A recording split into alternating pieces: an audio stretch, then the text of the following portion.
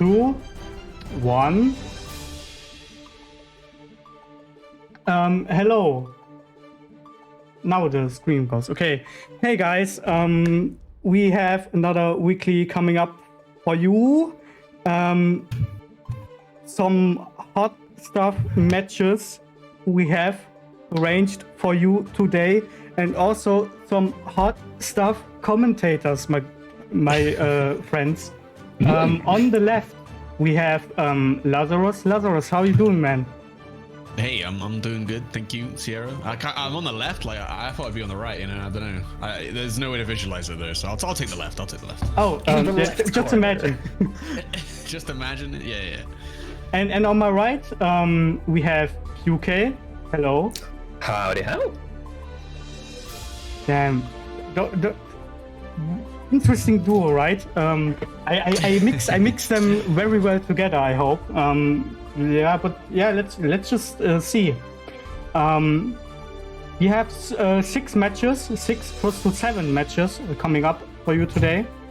The first one would be Neko Arc versus Accent. Sol versus Angie. That's gonna be fun. I think like if anyone pulls up with a name like Nekoark, I'm already thinking they're a menace. Like, you know, they're up to no good, basically. So perfectly fitting for a Sol player, I guess. Literally. Yeah, exactly. I think that's other than like maybe Jacko. I like Jacko Nekoark could also be quite mischievous, but yeah, Sol's the one who can definitely be very, very dirty. Although Angie, I'm interested to see. I haven't seen too much Angie like since the patch, and I'm interested to see like. Now he's got much better conversions and everything, right? So he's actually a playable character. Yeah, the damage was already there previous patch. Now it's even more there. So this is going to be a super explosive matchup of big conversions. I mean, for me, Angie just becomes like, at least most Angie players, I should say, not necessarily the character himself, but like they love to do the spin and neutral, right? The gamble, which makes neutral a little bit interesting, especially a Sol, because you like to use success a lot. It's very good, obviously, but the spin can just, you know, really crush you if you try to go for that neutral too much. But again, if you gamble the wrong way versus a Sol bad guy, he is going to delete you. So yeah. Yeah, I already got one surprise answer. Yeah, you heard that right. You heard that right. Am I the wife of the EU FGC as well? There can only be one though, right? We're not in a polyamorous relationship. Or are we? I don't know. Yo! We all are wives. Yo, you know what? Answer can be all of our husbands. I'd be okay with that. Yeah, totally. He's the only one I'd let that happen. If we have to share him, I'll allow it.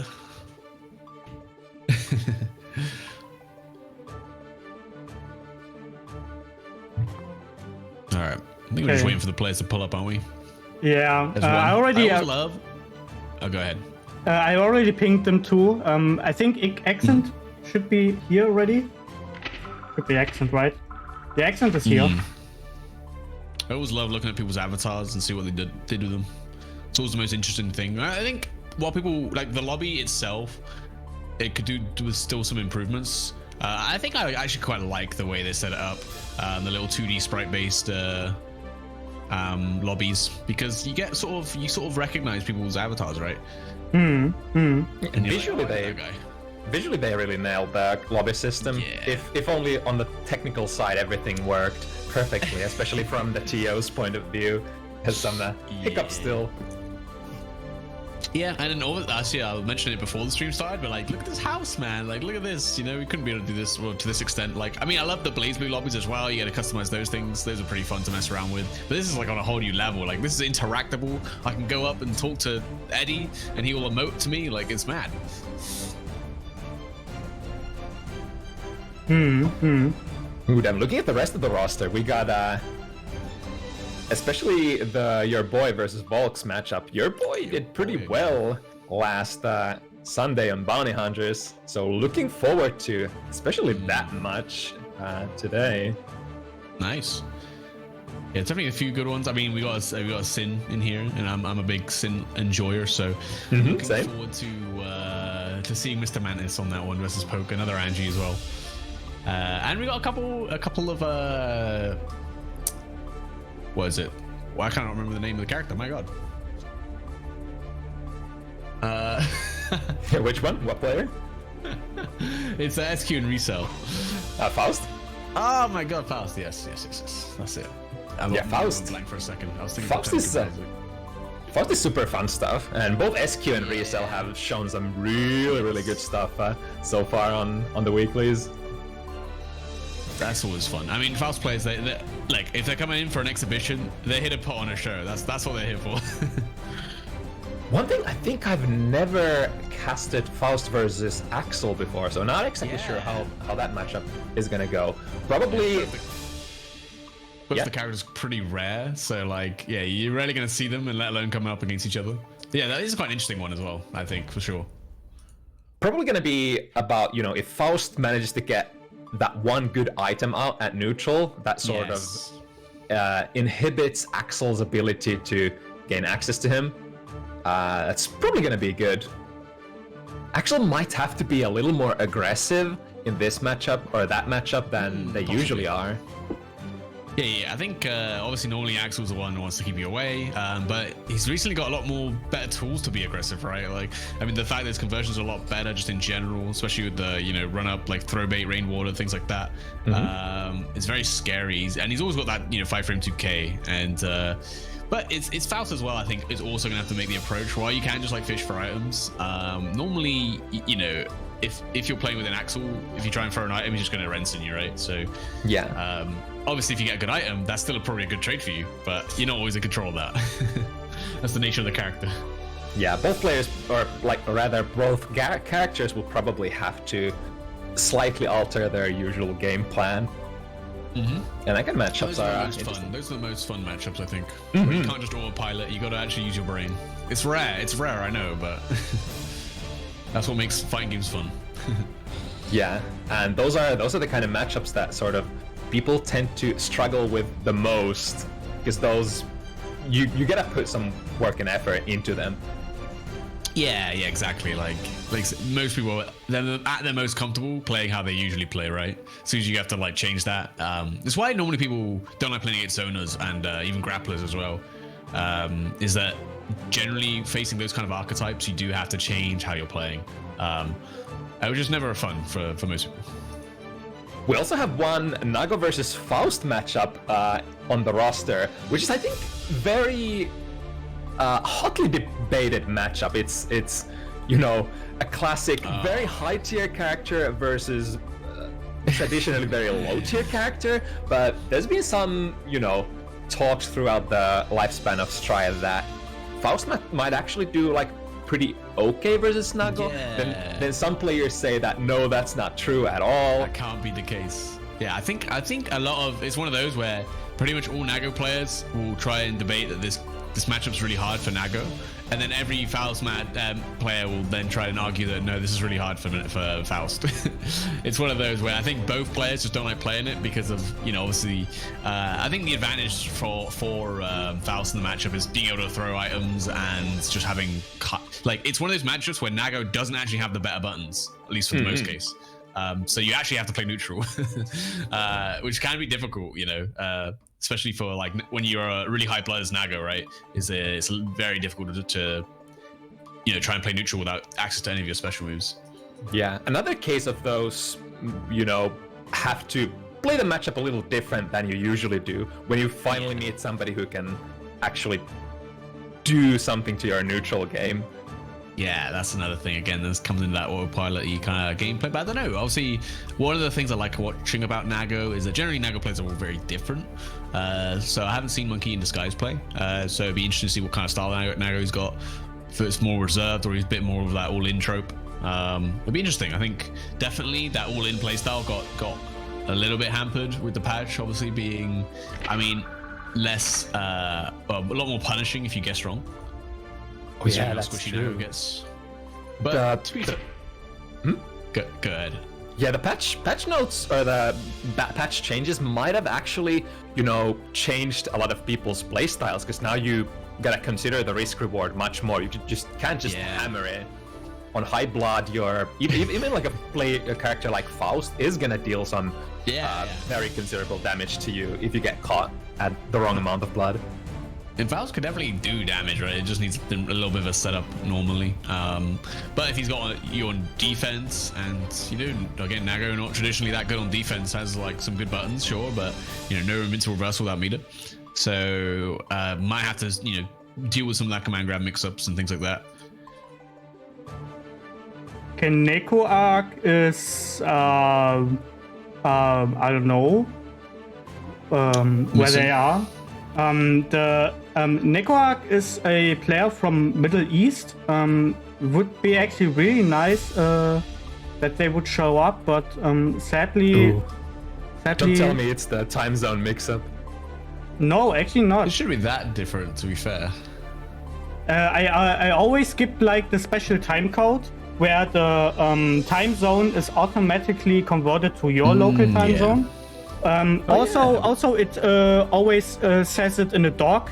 Like I paste the time like nearly everywhere. I also like keep smacking it in your face. Yeah.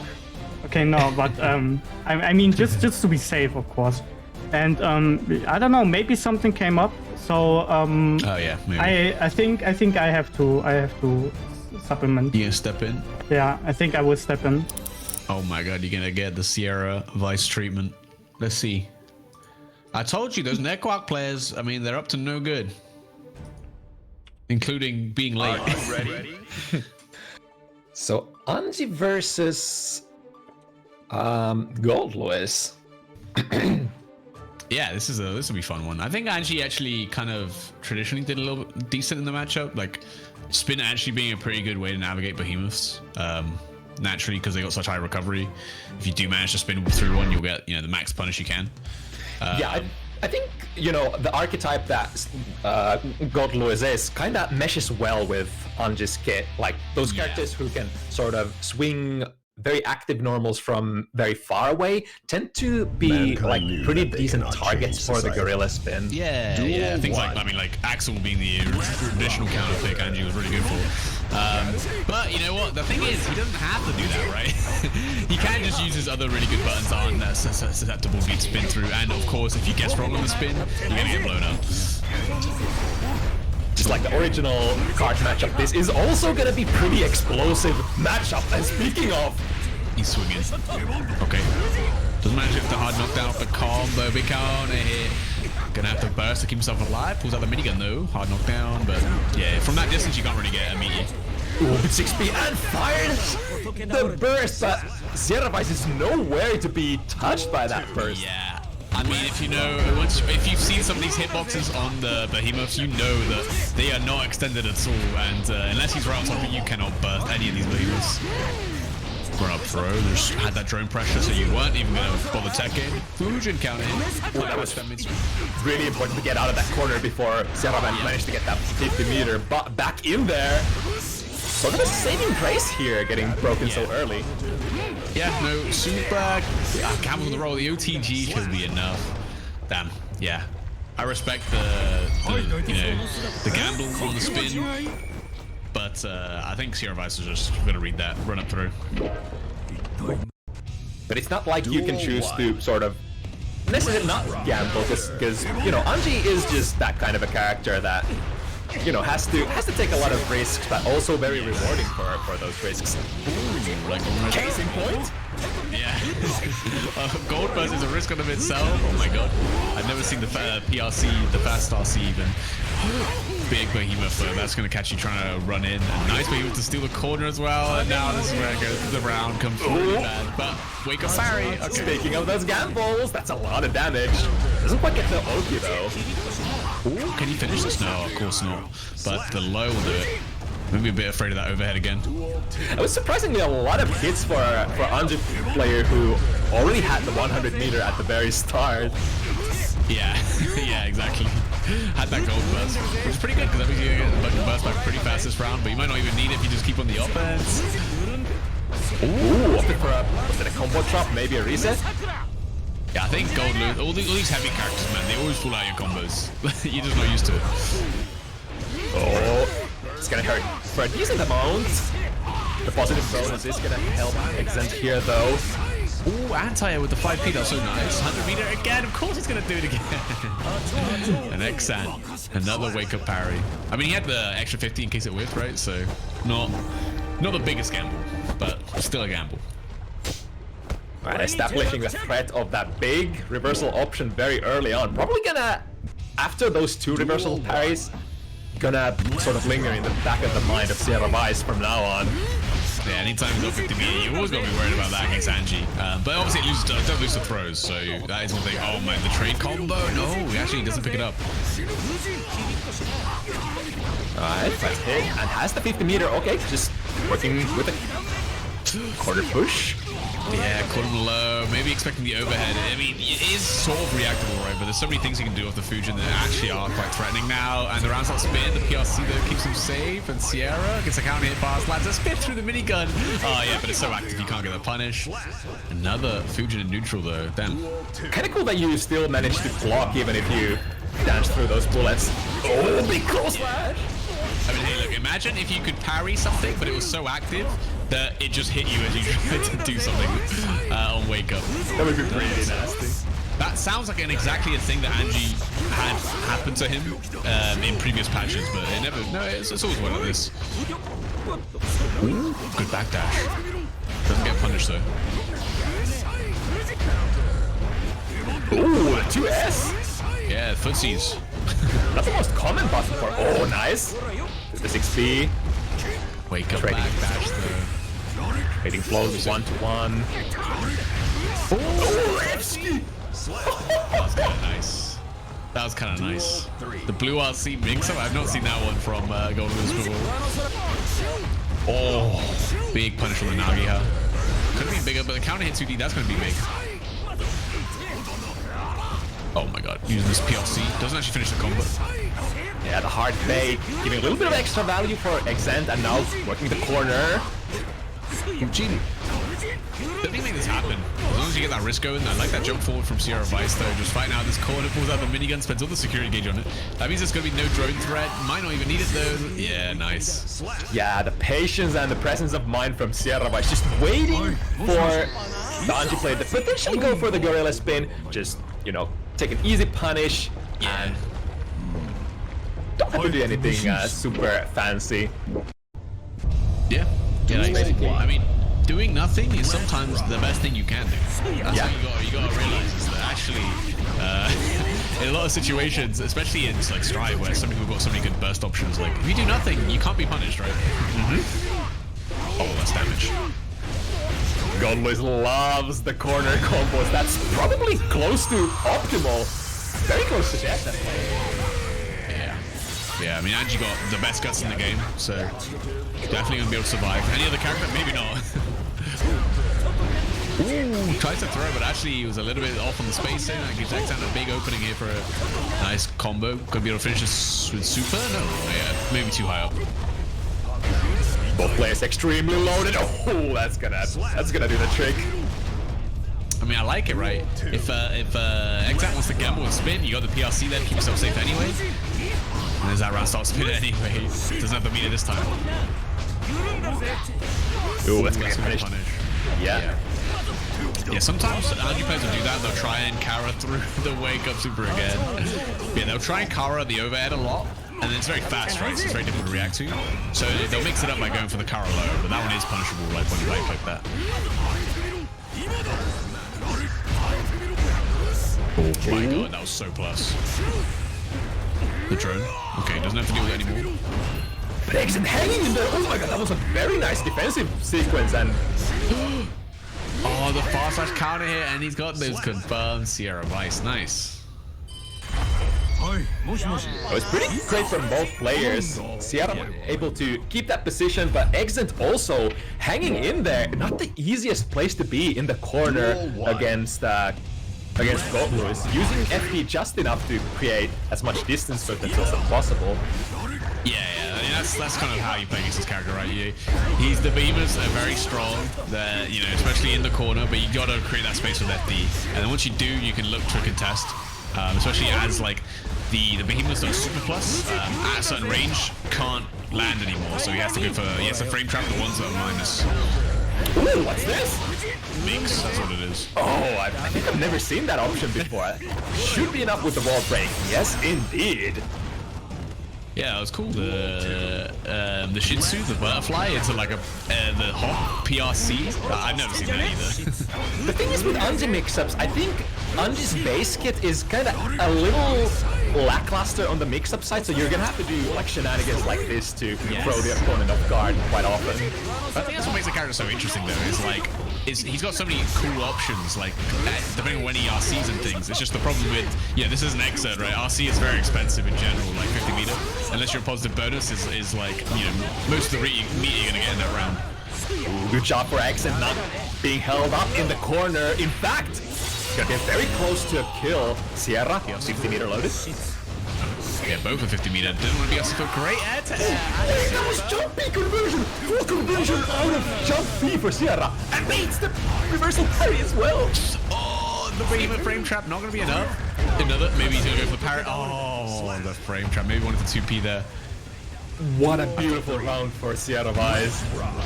Yeah. Nice 6P. Get him off you, but no big confirmed running right into a behemoth. Oh, the low to get the side swap as well. That was nasty. Oh, these are so close. Oh, the birds bay as well. Sierra Vice, look at this. Damn, he knew.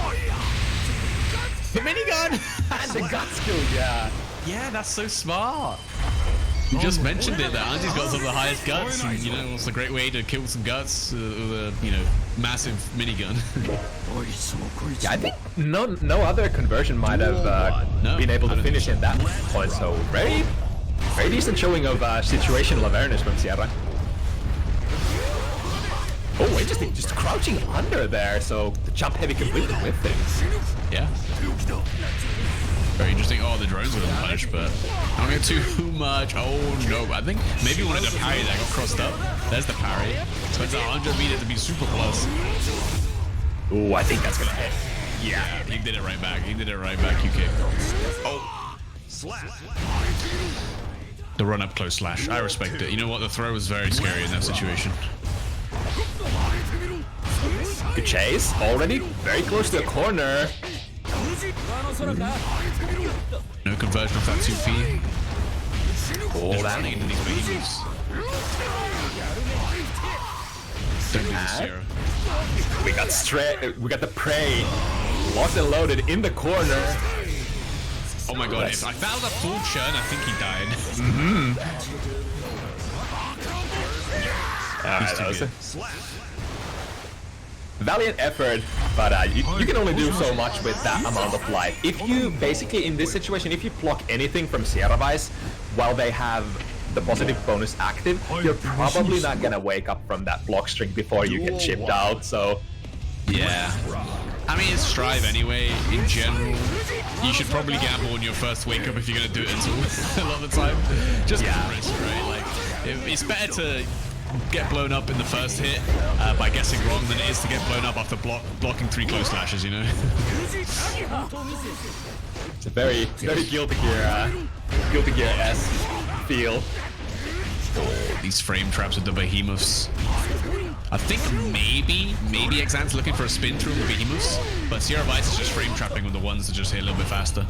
So obviously the armor, the armor or the spin frames, whatever you call it, don't reactivate until a bit later on. Alright, we use a 50 meter, we have the corner, and now looking for one more hit. Oh, this is dangerous. Yes. Yeah, that, I mean, Exan had no meter, so that was definitely chip territory.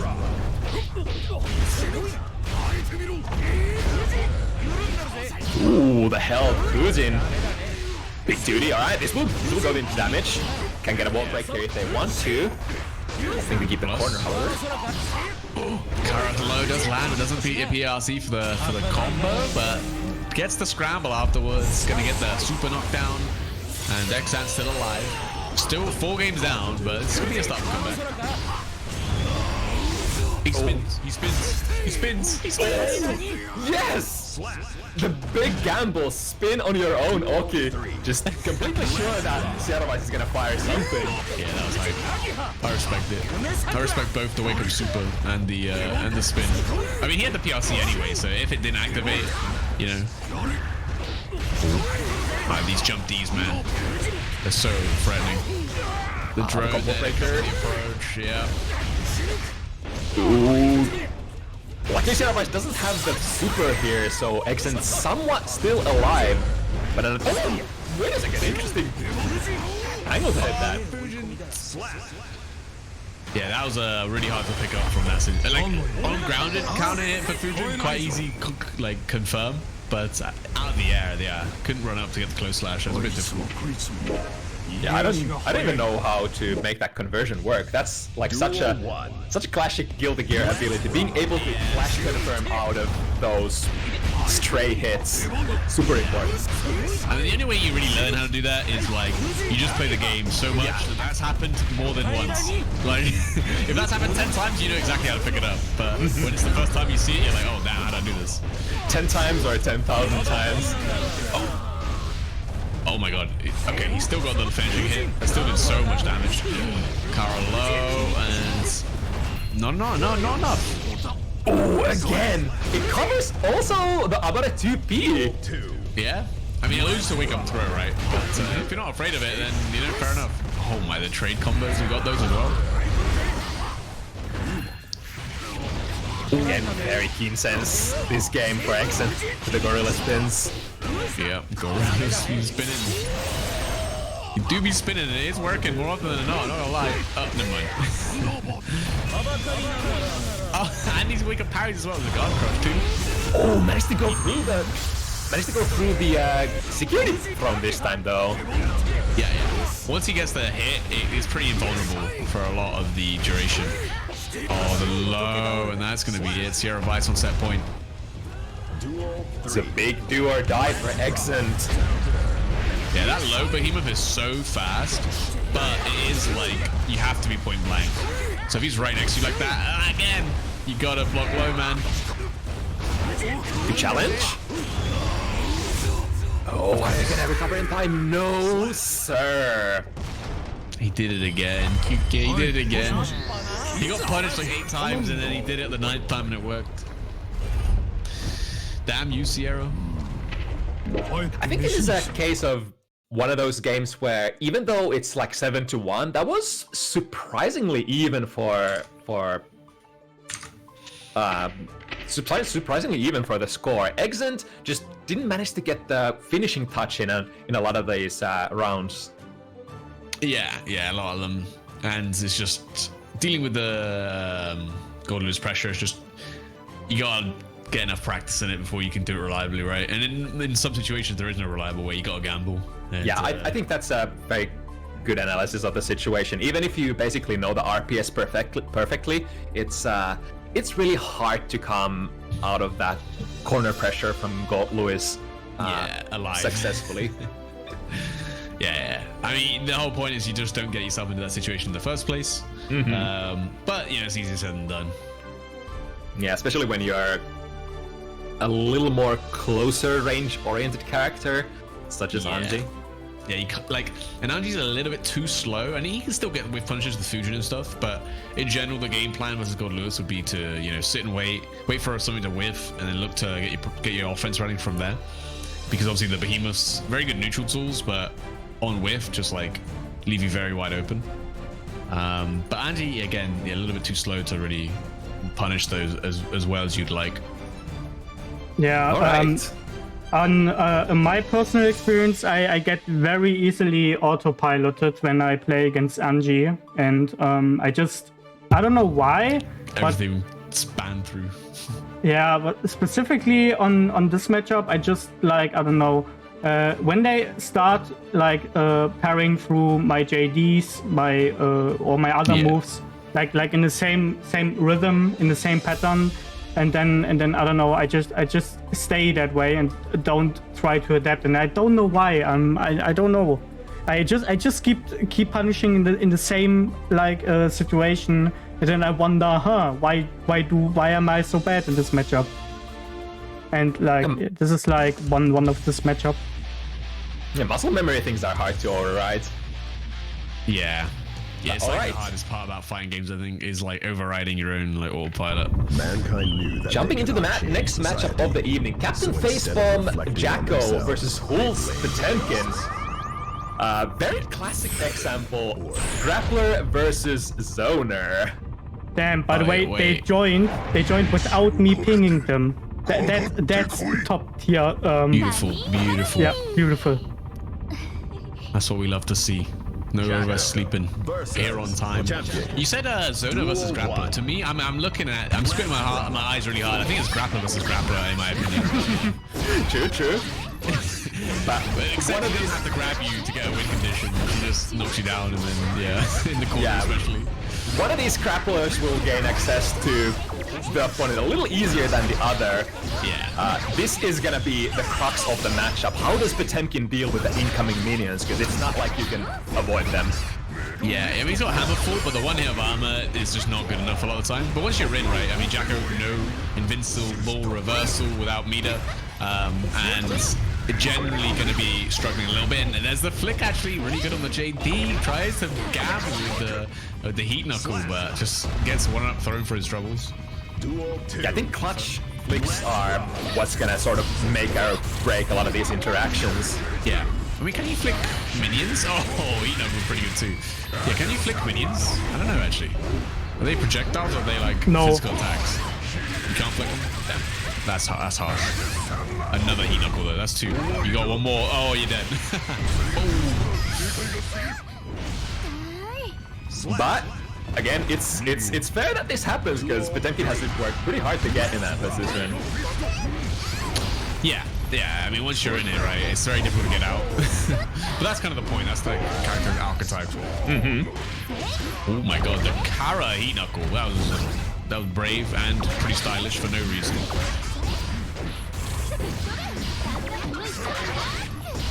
Oh, again, trying to slide it, trying to hammer pull through, but you can see, yeah, he can armor the minion hit, but then it's just the command attack, right? Which just mix him up. You have to burst. Okay. Oh, the clear state!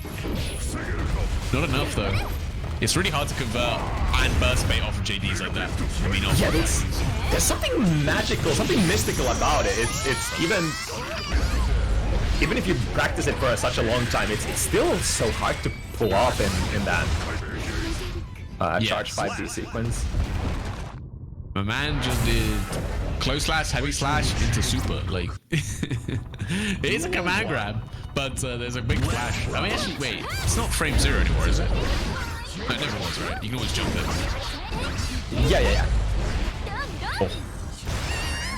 Big Jade. Big 5D. Yeah. Oh. Great way of punishing that 2D. Ooh, but here's sort of a showcase how Jacko player can't take their minions out willy-nilly if Potemkin is ready to go. I'm a PRC to land a command grab. That was so sick. And now the first Garuda impacted second. Are we gonna see a third? Oh, tries to grab with the heat knuckle again. Not gonna work out. The read. Switching positions and wow. Captain Facepalm somehow able to backdash a lot of those slide hits.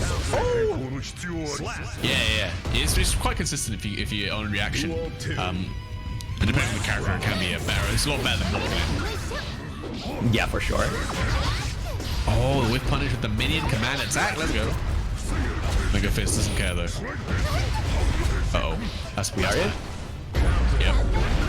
I guess that's best. The best of the worst situation, getting hit on your backdash by Potemkin 5B. Yeah, you gambled, right? Like, it's better than getting hit by close slash. Oh, minion still coming in for the confirms. Has so much meter. Captain Facepalm. Wake up super. No, wake up 6P. Okay. Oh no, whip punish. Just barely not close enough. Uh-oh. You had 100 meter off that throw. You could have confirmed. Captain Facepalm. Oh! Flying. Potemkin. Not fast enough. I'll do it. Okay, Hulz had a really good idea there. Was it like 6B they used after the landing? I blinked and I missed it. Yeah, not too sure. I think it was 6 p.m. So might have been queuing up for the Temkin Buster. That would be the classic miss input for one of them. Who's bad? Oh, 6p on the minion. I like it. I think you should do that more, right? Trying to like slide head through the minion, but you could hit the minion and then slide head, which could be the really big brain play. But when he dies, it's over. It's over. Yeah, probably when you sort of try to jab the incoming minion, a lot of the times your play is probably going to be trying to cancel into something, because that will extend your active frame so much that you'll sort of leave yourself open to jack up punch. Okay, I gotta say, Holes, you gotta explain to me, what is these wake up heat knuckles for? Bye bye. Oh, is he gonna catch some button hit? Yeah. Oh, I like it. A little frame trap as well with the super. I mean, it can work like that way as well, right? So once it takes their turn back on the 5H, which I think is like -2 or something, if they try and take their turn back, and Potemkin wants to take his turn back, right? Because he doesn't get many opportunities in this kind of matchup. Yeah, it is a very committal frame trap though. If they respect you're gonna get punished big time. One Potemkin Buster lands. Maybe a second one coming. Wow, frame backdash. The close slash doesn't actually land. That's frame perfect. Oh my god. Oh! Here's my grab. Oh! Of course! Oh! How did I get baited? I should have known. I should have known, QK. I was so sure that the Elysian Triber was gonna work, but Potemkin Buster seems like it's gonna retain its throw invulnerability for quite a while. It was so throw involved. Like what? Normally if you do yours first, like you win, but not in this case. Oh, what did that? One more. One more! Buster! I love Potemkin, man. I mean, I hate fighting him, but he's cool to watch. Also, right, we've only seen it once, but like, you know, people complaining about Gordon Lewis drone, how like he just like, you know, every knockdown he just does it, whatever, and he just wins neutral, bursts into drone. I mean, Potemkin can literally burst into the Aegis reflector, and it's the same thing. It's literally the same thing, but better. It costs 50 meter, I guess. Oh my god, he's out. Oh, sneaky, but not this time. Yeah, not prorated at all. Also, gonna be decent damage. Break the wall. No, all right, even better. Yeah, I think it's well. I think both situations are pretty good to get the hard knockdown in the mid screen, but in the corner, Jack is especially scary. Now this is not good though. Pulls doesn't have much health. There's a nice flick on that JD though. You gotta stop using that button. Big 6H, no confirm though. Ooh. No block. Oh, nice. Captain Faceball has had some really nice reads against some of those neutral interactions. Instant air dashing over buttons like 6 heavy, 2D. Yeah. Very good, very important. Yeah, maybe who's cooking with those heat knuckles? Maybe he's got to bring them back. I mean, that instant air dash is gonna be in your sort of stack of RPS options anyway, because it is the most default option against slide heads. Yeah. Ooh, I love that Kara back Mega Fist. That's so plus as well. Oh no, he misses the Kara there. That could have been death for sure. Blue RC mix. Captain Faceball with a chance to close it out right here.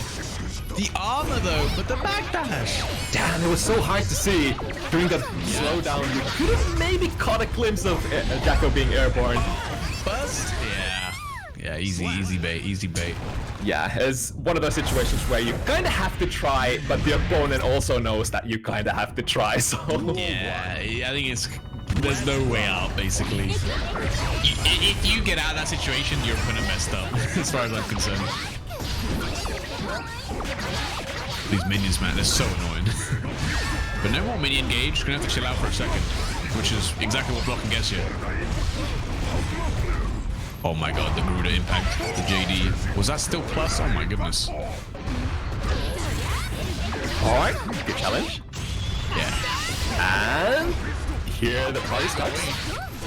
Yeah. Oh, but wow, see, actually takes him out. But enough, but Garuda impacts, so does Chip. Tries to get the frame trap, the flick, but damn, the spacing, man. That was a good looking idea. 2D under the 5 heavy, but ended up trading there still. I guess Jacko 2D is not as low profile as it used to be. even though it's still pretty okay in that regard. Still is, but also just hit on like the last active frame, and at that point, like you're gonna like extend your hurt box back into the other active frames, right? Oh, wow, the 6p, nice.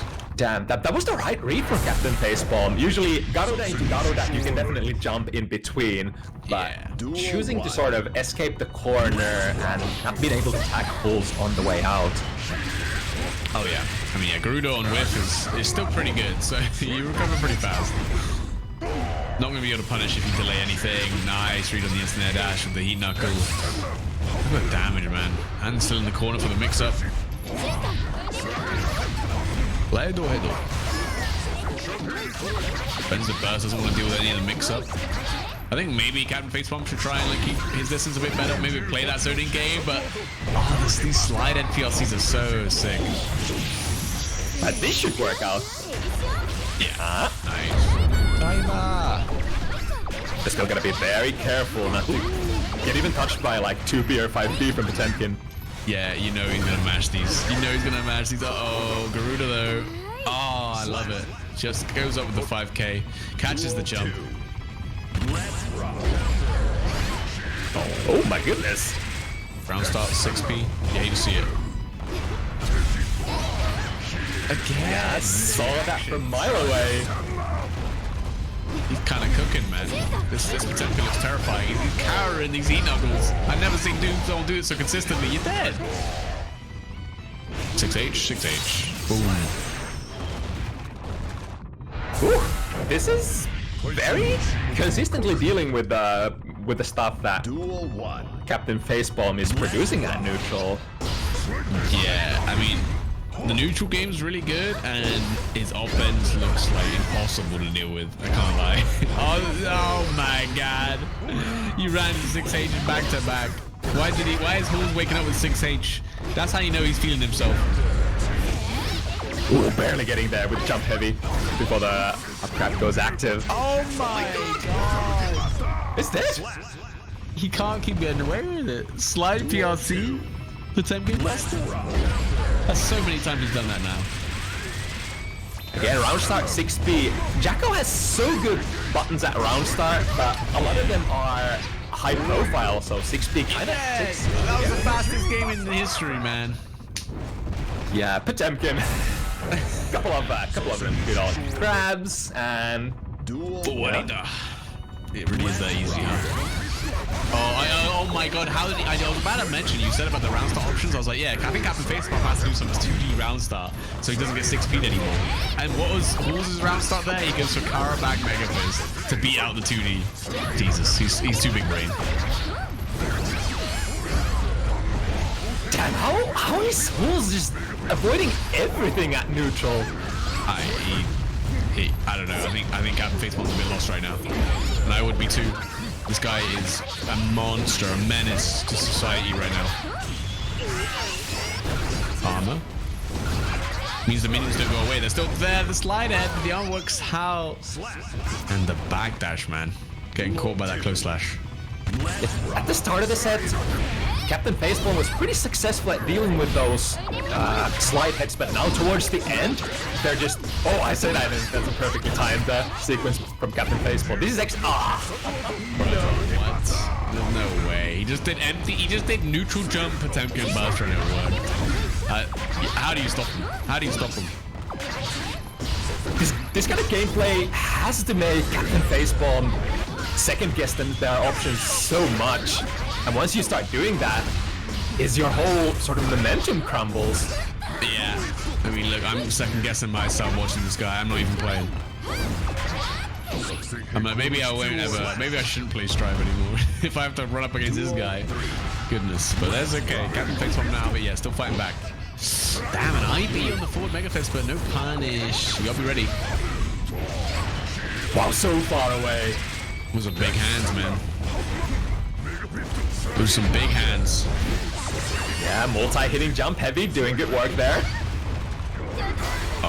Oh, great gold burst. That's if the Potemkin player tries Garuda from too close, that's like your best option to do.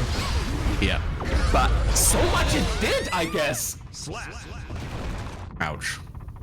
Halsey just so good at sticking to Captain Facepalm once they have them in the corner. It is a complete like reversal how I was expecting this matchup to go. Oh, was that 7 already? Oh, remember Was that 7 7? Oh my already? God. Okay. Jeez. Yeah, I think you must have missed that game that literally was 20 seconds long. Crikey. What a terrifying Potemkin. I missed it too. Well, All right. I think back to the lab for Captain Facepalm on that one. Oh my gosh. It's kind of cool how Potemkin has changed between, you know, the games so much that Potemkin this game isn't as bad at neutral as he used to be. Has a lot of like, many of his buttons have improved a lot, like 2D, 5 heavy. They actually do some work, and then having armor frames added to your slide head, also a pretty interesting option that, you know, Pulse put on showcase how to utilize the, you know, that particular mechanic against a zoner like Jacko right there. Yeah, I mean, obviously, Potemkin's like normally grapplers do have actually good neutral buttons. It's just that with the terrible walk speed and stuff like that, it's hard to use. It's very hard to use well. But if you know how to use them and know how to use stuff like the armor to mix up the neutral game as well, it looked really hard. Like, right, it looked like you were playing RPS from round start, and then you just were immediately in the mix heaven, you know. It always feels like to me in Strive you're always a little closer to your opponent than in older Guilty Gear games. It's because the characters are bigger. So they just take up more of the screen. So there's just like less screen space to move away from, things like that. I mean, if you literally look, we just had a Potemkin on the screen. He literally takes up half the screen. Like, yeah, he doesn't actually have to walk as far to get right next to you. You know, yeah. He did look pretty hard once the minions are on him, but I think Halsey did a really good job of just stopping the minions, armoring the minion throws, or, you know, doing something like that. Worked really well most of the time. All right, but next up, I'm really hyped up for this one. Your boy Giovanna versus Box May. Yeah, love seeing some May, especially since now she's one of the better characters in the game. Yeah. One intel, really quick. Vol-X is a really good German May player. Was previously on console, but switched long time ago to PC. Also won the German HardEdge monthly one time, and currently is back to grind the game again, it seems.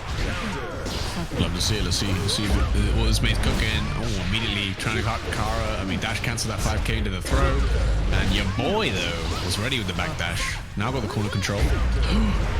Damn, he's still punished, thrown away from there. Yeah, you're dead. Initially, a good throw read there from Vol-X, but I think got a misinput button on the way down, so it can punish your boy. Yeah. Yeah, that up Dolphin's dangerous now, man. I mean, it's always been kind of dangerous. Totsugeki, reverse, trying to keep that mid-screen control. Oh, there's the up Dolphin.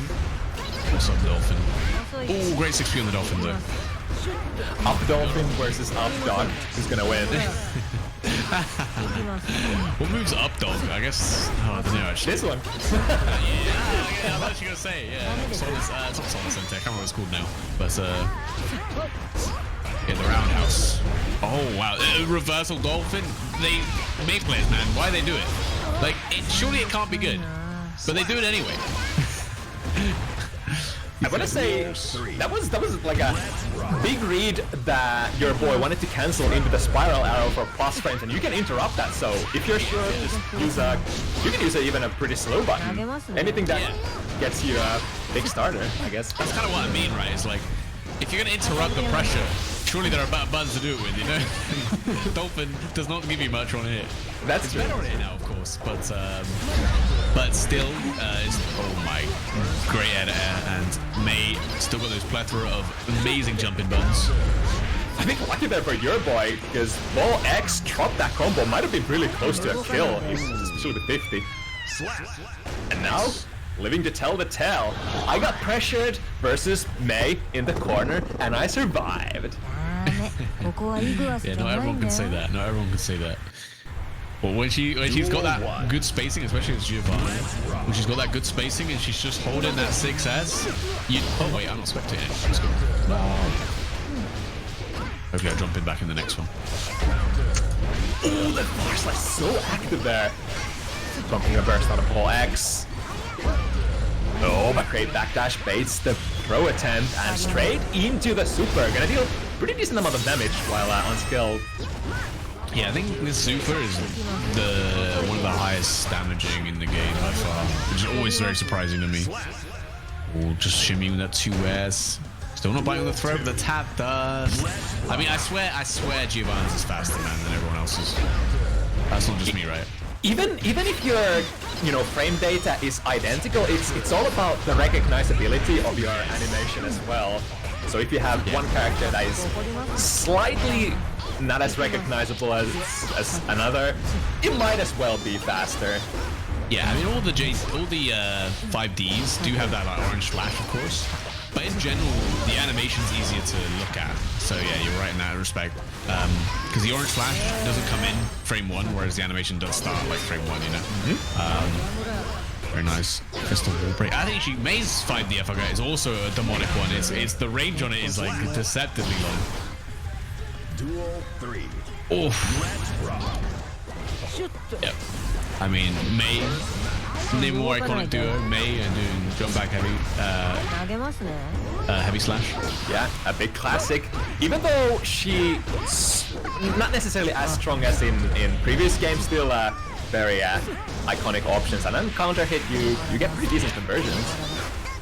Yeah, it's definitely the best. One of her best traits is her jump arc and buttons. She's got a very, very fast jump arc, making it difficult to 6P anti-reliably. Yeah, going air to air against Mei is generally not advisable in Yeah. You can't really anti-air properly, and you can't anti-air her either. So you just kind of have to let her do what she wants in the air, and then look to like just punish her landing. It's probably the most consistent way. Great play there from your boy. Recognizing that it was gonna clash and ready to... I think that was that dash cancel out of the clash and missed it? Looked like it, yeah. Well, I think he did clash, 5K, dash cancel. Right. I mean, you might as well be expecting that it is gonna clash, because what else are you gonna do during the super? Like, if it's not gonna hit, then... Yeah, there's no reason not to, right? Because you're probably going to be watching the animation in any other case. Nice!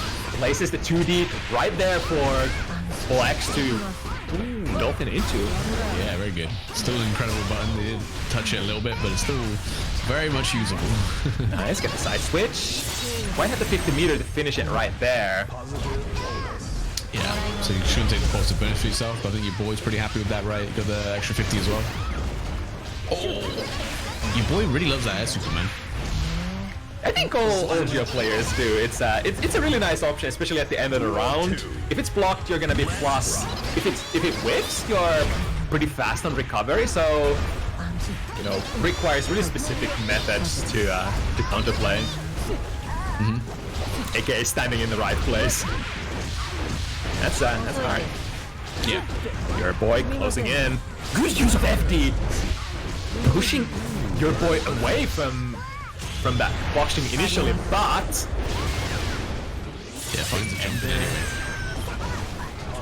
Because hey, Sierra, is there any way to tell the players to back out of this one? Like, I got kicked out of spectating, and now I can't get back in. So I'm just watching the stream, just looking behind. Oh damn. Yeah. Yeah, wait, let me... To let me I thought it would just put me back in as they rematched, but it didn't, so... Oh, that's a classic. Oh yeah, well the Mei 2H on the burst was the classic. Yeah, Mei is so hard to burst against. Can't go into... Oh damn, okay. I can't go into start menu. Yeah, that's a kind of know, illegal Ken. because you would have to, get out of the game yourself, and you're the spectator. All right. Yeah. Yeah. Sorry. I don't know why it sort of kicked me out of spectating. Nah, it's okay. It's just like it's strife. No. Are we gonna still run with? Do be happening. Are we still gonna roll with true. this match? I would say no. It's 3-0 right now, right? Okay. It is 3-0. Yeah. Yeah, I did that on winner's days. Oh wait, no. Volks won the last one, right? Because the 2H burst. 2-1. Bait. Wow. Yeah. 2-1, yeah. Caught me slacking there. Okay, I'm sorry. Okay. So easy. I set it on winners stays, so they will get kicked out automatically, and we have to Okay. redo the match again. So I'm sorry for any This one, inconvenience. yeah. Yeah, this match. Yeah. As long as they know, yeah. Yeah, it do be. It's the technical hiccups with the lobbies we were Lobby talking moment. about. Yeah. Surprising though that like only one of the spectators drops. Yeah, and like you can't just join halfway through for some reason as well. Like every other lobby function in the game, like ever, like in any fighting game, you can usually just hop in halfway through, or at least after like a game. Yeah, that's actually my negative points in this game. For me, I actually have like low standards, but for me, I don't need to have the lobby this kind of fancy. I just want to have it like just working, Functional, like, yeah. functional too, right? And maybe with some quality of life stuff, and that's it. Right. Yeah, I mean, you can have both for sure. But I think if you're gonna choose one, it would be the functionality, you know. I'd rather be able to play the game than not, and have it look pretty, you know. Yeah.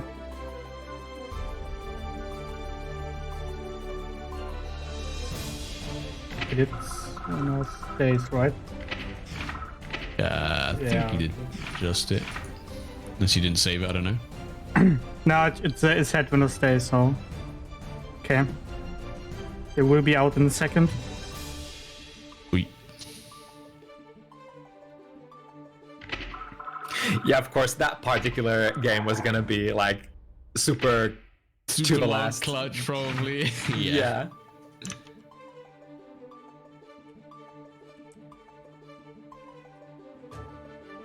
All right. Sorry about that, guys. Let's get back in.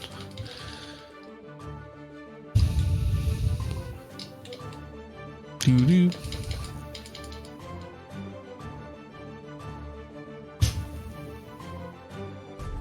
All right, there we go. I'm back. Let's go. I see the hawk. Feels good, man. All right, 1-2. I think I'm dumb because I'm not spectating. That's, okay, look. Let me see. I guess I can stream the game, but I don't know if you got it set up to be able to show the stream that. No, actually not. Okay, we just if the chat want to close their eyes and we verbally describe it. I mean, that's what commentators are for anyway, right? Yeah. Totsugeki. Actually, let me just do that. Like, let me just go on Winner's Days only because I'm tired of this. Would be a little bit longer, but I mean, whatever. Yeah, only a little bit. Oh, the whiff punish with the 5H. That 3K. Oh my god. Do you remember when May 3K hard knockdown? Wow, that was dark times. I'm so glad it doesn't. Yeah, I'm not sure which patch I hate more. This patch when the 3K is kind of hard to punish, or the hard knockdown on the 3K. It's definitely the hard knockdown. It was like budget. It was basically she was an exit character in Strive, just didn't work. 5p hard knockdown. I was like, I'm getting cooked. What's going on? I Yeah, I think. Go ahead. Yeah, ball X on a strike, and that should Oh, wait a second. 6K miss input question mark? Possibly. Oh my, see, you see, I think it's because Geo takes a step forward when she does the 5D. It makes it look really deceptive, you know? Looks like she's just dashing at you. Because it's like what Geo players would be doing to you anyway, like just dashing forward. You're expecting the dash up, but nope, it's a 5D. Alright, Volk's still doing that. I don't know if we're gonna count it or not, but we got everyone spectating. Everyone hold on to their seats. Okay. Yeah. Okay. Who won this match? Volks. So 2-2. Okay. It's your boy again. Love that name. I don't know why. It's that boy. He come in. Oh shit! What up? Well, that boy is your boy, the one and only. My boy? Oh my. I know, right? Oh damn. This is the default lower third. Wow, that's massive. Okay. Sorry. Default what? With Punish Super, you love to see it. Yeah, extra damage. You players do just love it. Oh my goodness! How? Your boy with the reads! I don't even know if that's a read. That's like the most insane read if it was. Like, I don't know. Maybe he just reacted. He's just that good. I don't know. Can you react? I don't know, actually. You know, I've seen some nasty things from your boy as of late, so I'm gonna give it the benefit of the doubt and say that they're just that godlike. He's actually manufactured by different means. I don't know, man. Like, because if you'd watch the burst bar, there's a world where you can kind of react to when it pops and then PRC back. Oh yeah, the urban legend. Yeah, exactly. It's one of those things that, I can react to 12 frame things, like don't worry about it. Don't think too hard about it. I'm just that good. Ooh, empty low. Is that hard knockdown? You run up throw the whip punch to 6p. All right. That second throw, but the gold burst comes in for your boy again. I mean, look, if you need to make a comeback happen, a gold burst is a good way to start, but you got to use that meter. All right, really nice momentum breaker. Volt X is kind of taking back the tide. Yeah, three games in a row now, I think. Yeah. So pretty good. Exactly what you want to see in a longer set like this. First, you assess your opponent, then adapt to the situations, then the counter adaptation. If they can't counter adapt, then you ride the momentum as much as you can. Yeah, exactly, and hope it's going to be good enough. I mean, look, I do love really close matches. Those are really the most interesting for sure. But there is something good about having a first to 7 and then the person just winning 7-0. Like, it sounds like harsh, but it's just imagine like your opponent just that good, you know? It's harsh, but yeah, there are definitely different kinds of 7-0s.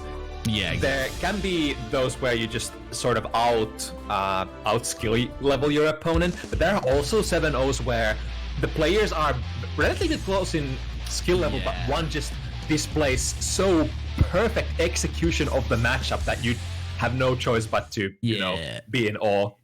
Or it's just like something like it is really that easy. Like it's a good set. Like you are adapting what your opponent's doing, but they adapt even faster than you to what your counterplay is, so that you can never actually take a game, even though you're realistically fighting back and forth quite often. Oh, why did that throw away? A bit too far out, maybe.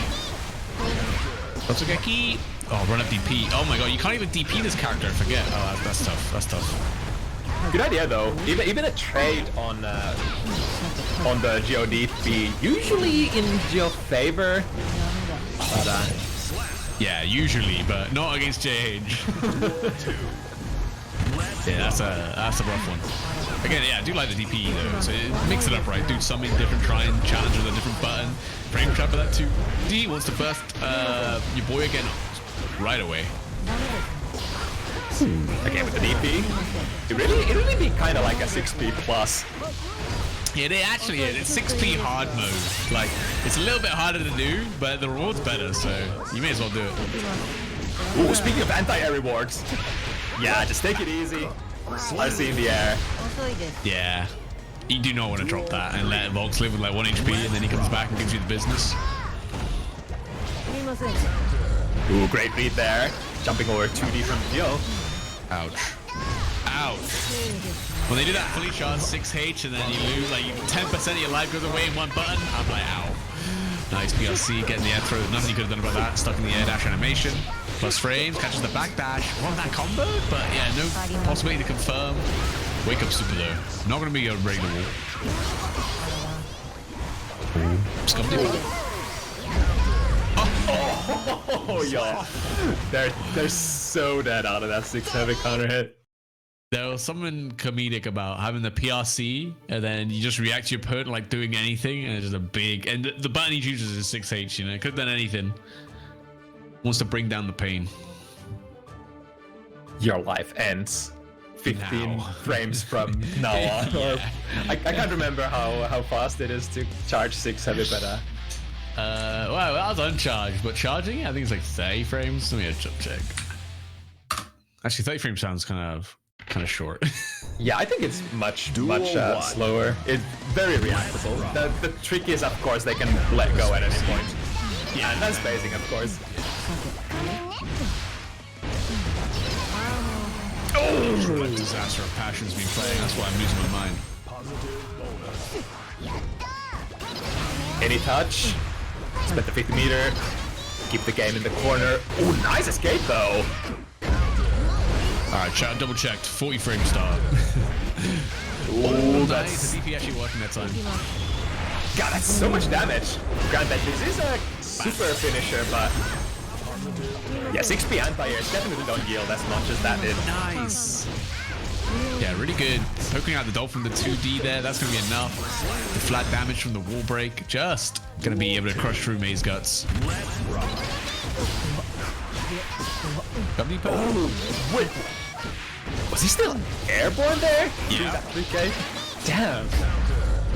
Wow, look how deep. You could tell your boy was going for a 6p anti-air, but again, that JH just hits so deep, man. Bad dash by Vega, I love it. Great way to bait out the throw. And using that time on the Dolphin just to get out the corner. I can actually play neutral, maybe? No, another Scum Deeper.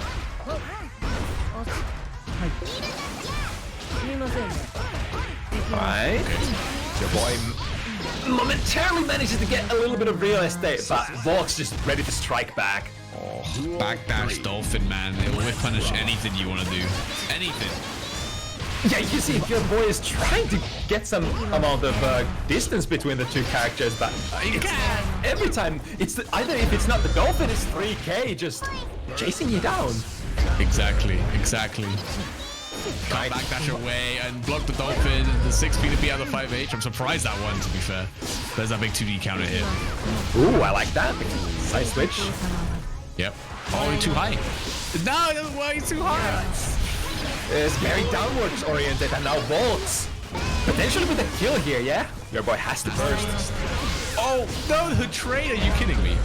Okay, the spiral beat out that 6-8. The burst comes back from Volks just in time.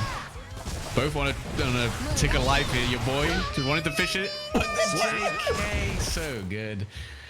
You're saying how hard it is to go head-to-head against his character, but hey, if you pick your spots right, there you go.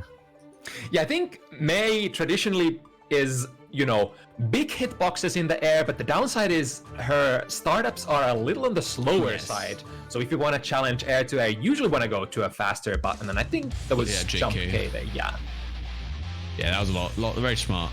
Picking the spots. I think Volks as well, at that same moment, decided to go for his own air dash in. So just really good timing from your boy in general. Duel 1. But yeah, keeps himself alive in the set. Volks was running away from it, but now sort of stabilized that momentum. And like oh yeah, like you were saying, QK, that's that kind of adaptation coming in. A little bit of a back and forth.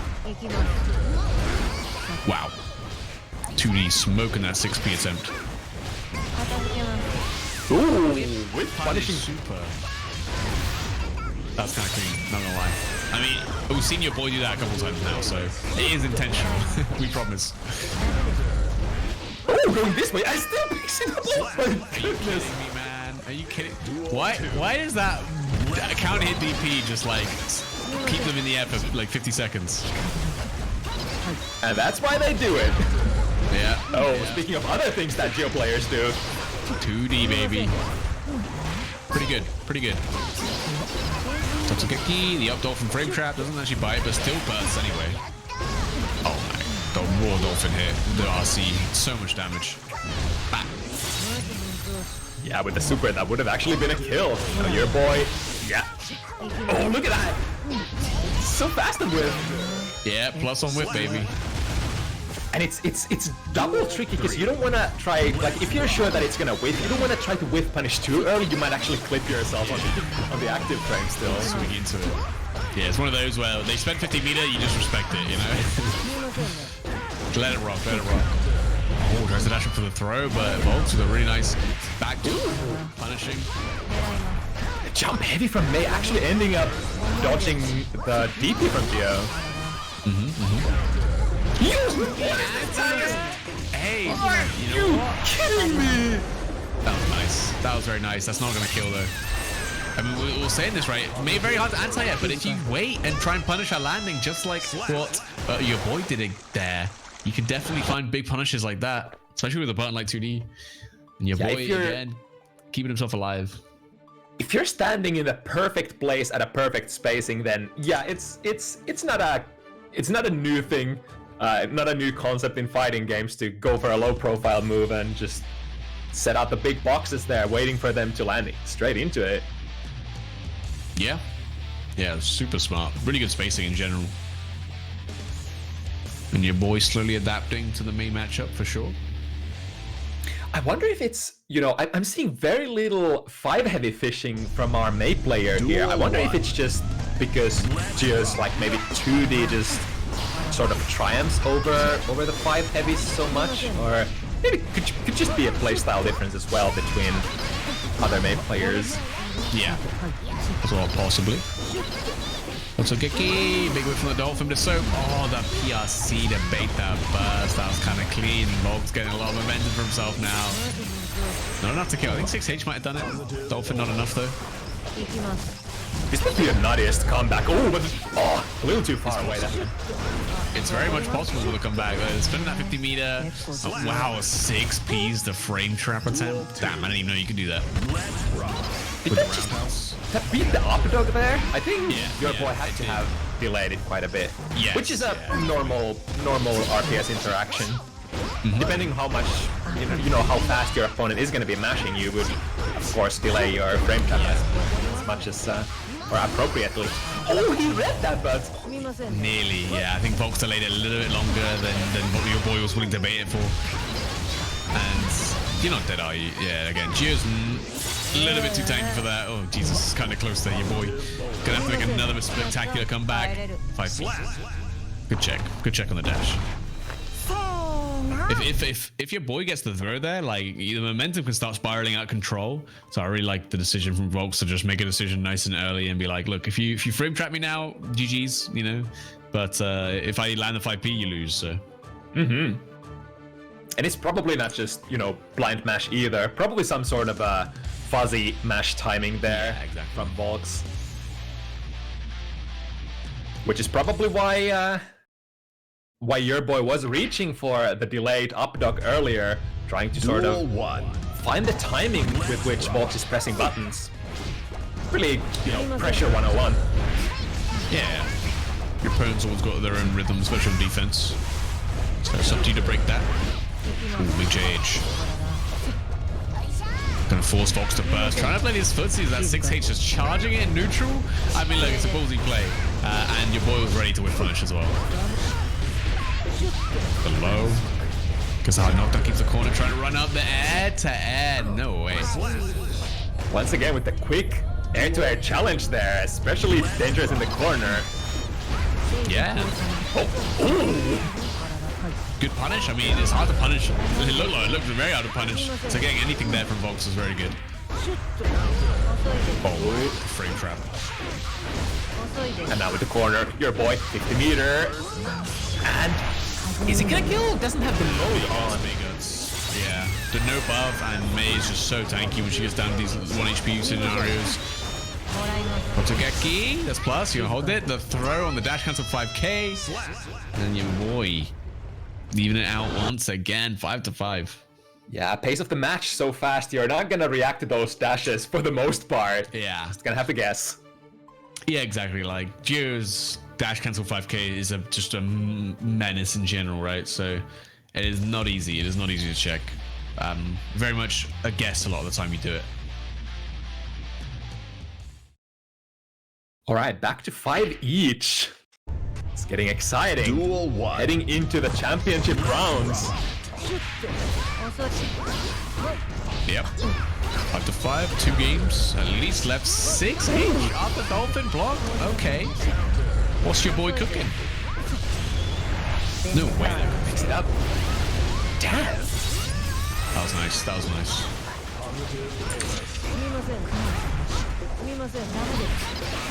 Ooh, this time the DP goes into a whip punish. Oh. Boom. Getting a positive bonus for themselves as well. I realized your boy took 50% from that combo. He had 100 meter and positive bonus. Like, that's the most defense you could ever get on this character. Still took 50%, bro. And that's very little damage for a May standard. Yeah, yeah. That's what I mean. He had all the buffs. That's what made it look a lot less scary. Fast RC goes low again. The frame trap though. These delay buttons catching Volks. Maybe pressing the buttons. 6p trying to get out. What's it gonna be? Strike throw? OT. Oh, it has a meter. Never mind. Oh my god, your boy. Whenever your boy wins, it happens so fast. It happens so fast. Yeah, even if Giovanna is not necessarily the hardest hitting character in the game, just flows really fast. Yeah, she's just got very strong mix-up and like pressure game. So essentially, you'll take one throw and you're immediately into a safe jump into a next throw situation. And because of the dash cancels and the frame traps, like, yeah, you're forced to make a decision. And if you guess wrong, even though if it's not the most damage, it's still going to be enough to kill you after a couple throws.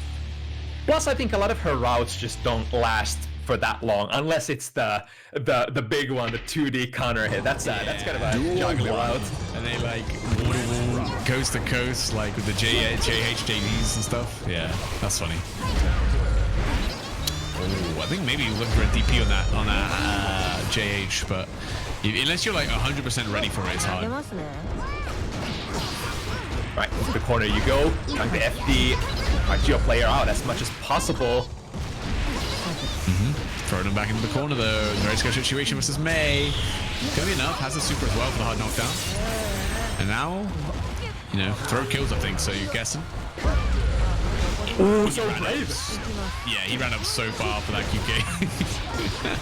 Now here's He was like, you ain't pulling up on me. I press 5H. Oh! Okay, but no punish. Alright.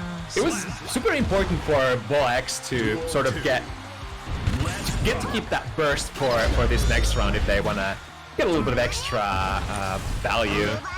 Yeah, it's one of those definitely when you're really far ahead and your opponent starts like coming back a little bit. You're like, do I use my burst like right now or do I want to save it? Like I'm so close to winning, right? I want to be greedy, but sometimes the greed does pay off. Oh, frame trap tries to make the burst again, and now your boy's getting greedy with these burst baits. Yeah, Volks is sitting on a round lead, so they don't necessarily even have to burst this round if they don't want to. Exactly. That's why I think you're better off just trying to take the burst.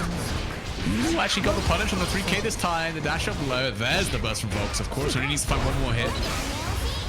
Makes sense. We have the life lead and the resource lead. And there it is. Ow. Oh my god. I think that was the DP traded again. Actually, that was a 2D. Never mind. Watching it in the replay. Definitely a 2D. Getting smoked. That's what you get for trying 2D anti-air. This ain't Exa. This ain't so bad, guy. Yeah, and it is better actually. Most of it. Geo 2D is like actually a good anti-air. So I'm just memeing. That move's good. All right, the prophecy is complete. 6-6, Ball X, and your boy here on the last game of the set. Duel 1. Pretty good. 6-6. Class very close to set than that. Well, I mean, technically it could be a little bit closer. They could get around a piece. 5H, bro. Just anti-air with 5H, just like that. Was it get key? No with punish though. Yeah, good check. Mei has a 4-frame 5P, right? So that's actually technically a punish against Updog if you end up close enough. Yeah. Gotta watch out for that spacing though. Oh, tried to get that DP anti, but Volk's mixing it up and just got the big jump in instead with the double jump. Yeah, I like this. I like this burst hold for your boy because it would have been a uphill mountain to climb to come back from that one. And finds another opening. Spends the burst immediately. Your boy maybe looking for that gold burst there. Slightly too early on with the burst. Nice, got the backdash. Not a clean conversion though, holding the position nonetheless. Yeah, and that's going to force Fox to burst out the corner. But your boy got that meter advantage after Fox was trying to spend all that meter to FD. Big counter hit into the throw though. Ooh, danger. Get the flash face. Oh, the FD pull again pushes your boy away. Yeah. I mean, that's something you can do very well against you. The run up the close line, but he's not far close enough to the corner. Up Dolphin. Keeping him in the corner, the danger for your boy, but now he's got the offense going. Dashing up. Volk's very close to having that 50 meter, and there it is, the backdash Dolphin. RC to close it out. Damn. Damn, the play. A lot of those backdash Dolphins were working out for Volks that set. Win. Yeah. And, yeah, great back and forth all around. Yeah, I mean, realistically, backdashing the Dolphin is going to be your best whiff punish tool, right? If you manage to backdash a button and you manage to Dolphin, like, you know, 7 frames, there's no other button in the game that Mei's got that's going to go that far in 7 frames, right? So. Yeah, you were not kidding when you said that, Volks. Pretty good. Pretty good. Mei player. Yeah. It's scary Mei. Yeah, another one of those unknown German OD fellas. Okay, quick thing. I enabled the rematch again, but please wait 5 seconds. Wait 5 seconds before you hit rematch, just to be extra safe. And if it still doesn't work with the 5-second rule, winner stays all the way. Then I just say fuck it and nah. I will stay winner stays all the way until they fix this. Actually, it still happened with after, like, I even waited like 10 seconds and still kicked me out. That was like on Echo Roll's first 7 event, where I waited 10 seconds and the spectator still got like kicked out, and then I was like, what the fuck? Yeah, unfortunately it's not foolproof, so even if you do the best you can still sometimes just get kicked out. Yeah, I think I have to write the rule in the doc or something else again. So I think this is sort of a workaround here. And yeah. Sorry for the inconvenience, and yeah. Also, I see like quality problems with the stream. I hope it's not everyone's problem. I spoke with my internet provider a few days ago, and they hit me up with the trademark. Yeah, we will see what we can do. So, yeah, maybe they will change something, maybe not. But yeah, we will see, I guess. But yeah, now we come up Poke versus Mr. Mantis, and yeah. Duel 1. Alright, good to see new DLC character Funsies. Kisuke! Alright, let's go. I love this character. Definitely been grinding him ever since they slaughtered my main soul bad guy. And I was a Sin player next to it for a bit, so before rollback basically, and he's very fun. I think the DLC version of him, he's missing a patch for sure. He's a patch behind all the other characters, but he was good before the patch, so he's definitely still got all those same tools that make him quite strong. It's great to see players who are just, you know, sure that they are going to commit to the character, sort of banking for the future of this character. Yeah, again, he's got a lot of good things. There's a lot of things that, like, all the DLC characters sort of went through the same phase, right? They had a patch that sort of shored up their weaknesses, and then that mainly is what allowed them to become, you know, very viable. You know, people like, oh, Baker! Sorry. I love that voice line when he kills you. The DP goes crazy. But yeah, like Testament, obviously. Bridget, all these characters had really good patches that helped them out. I think Sin is still pretty good at lower level because he does have a lot of like front-loaded power in his tools. So I guess his like downsides are more visible in high level of play. Yeah, he's realistically not got the best like ways to mix you up if you're ready for the mix-up though. Has 100 meters to keep it safe with the positive bonus. There's the Mantis though, getting put back in that corner. Wow, the neutral jump out. Now still fighting for that mystery pressure. The bait on the DP doesn't commit either to the follow-up and punishes. Very nice patience from Poke. Yeah, I had to participate in that DP RPS if it's not punished on the way down, but Poke, still doing it. Or Pokey. Damn. I think Mr. Man is missing a couple of these 6Ks on the meaties. Definitely a really good meaty because it's very plus, very advantageous, but you gotta like space it a little bit. I think if your point blank doesn't really work. Oh, interesting. Yeah, trying to catch him with the close slash, but Pokey with the backdash. Nothing, waits. 6P, very nice. The overhead, I love it. Doesn't have the meter for confirm into Siren Barrel though. Yeah, no, the stamina, so kind of have to back off here and wait for your resources to recover. That's the other sort of, or another downside of Sin is once you burn all of your stamina, it's kind of hard to get any kind of conversions or mix-ups or anything started until it recovers back. You have to be really smart about how you use the food gauge, basically, or the calorie gauge. Oh, I guess not really calorie gauge, just like energy bar. Because there's a lot of places it's tempting to use it in. For example, if you hit a beak driver and to the follow-up, you want to dash up to get more pressure going. But the level of pressure you get is generally just not worth the extra bar you spend. So it's a lot of those situations like that. You have to make a lot of smart decisions, which I think is what makes this character very interesting. Oh, Shih Tzu. Oh my god, it comboed into the second hit. I didn't even realize. The OTG. Oh, I think Anji's always had this. He has a really good strike throw game because his throws, the Shih Tzu pressure is very real. Fujin parry. Okay. Mr. Manus gets out of there alive. Ooh. Dave. Oh, tried to go for a throw there, I think, but Pokey on top of the action. With the close slash. I don't know, man. Why'd you wake up with close slash? I think. What's the? All right, someone tell me in chat. What's the parry input for Anji? It's got to be an S button. That's the only way. Oh, big whip from the Ko. You can see Pokey just trying to preemptively spin through a lot of these really good normals that Sin does have. Ooh, a little too early on that throw counter. Yeah, I think that's the nice thing about it is that like it's very obvious that you how to counter it, but because you get so much time to delay on any of these follow-ups, it's very difficult to just say, oh, just throw it, you know.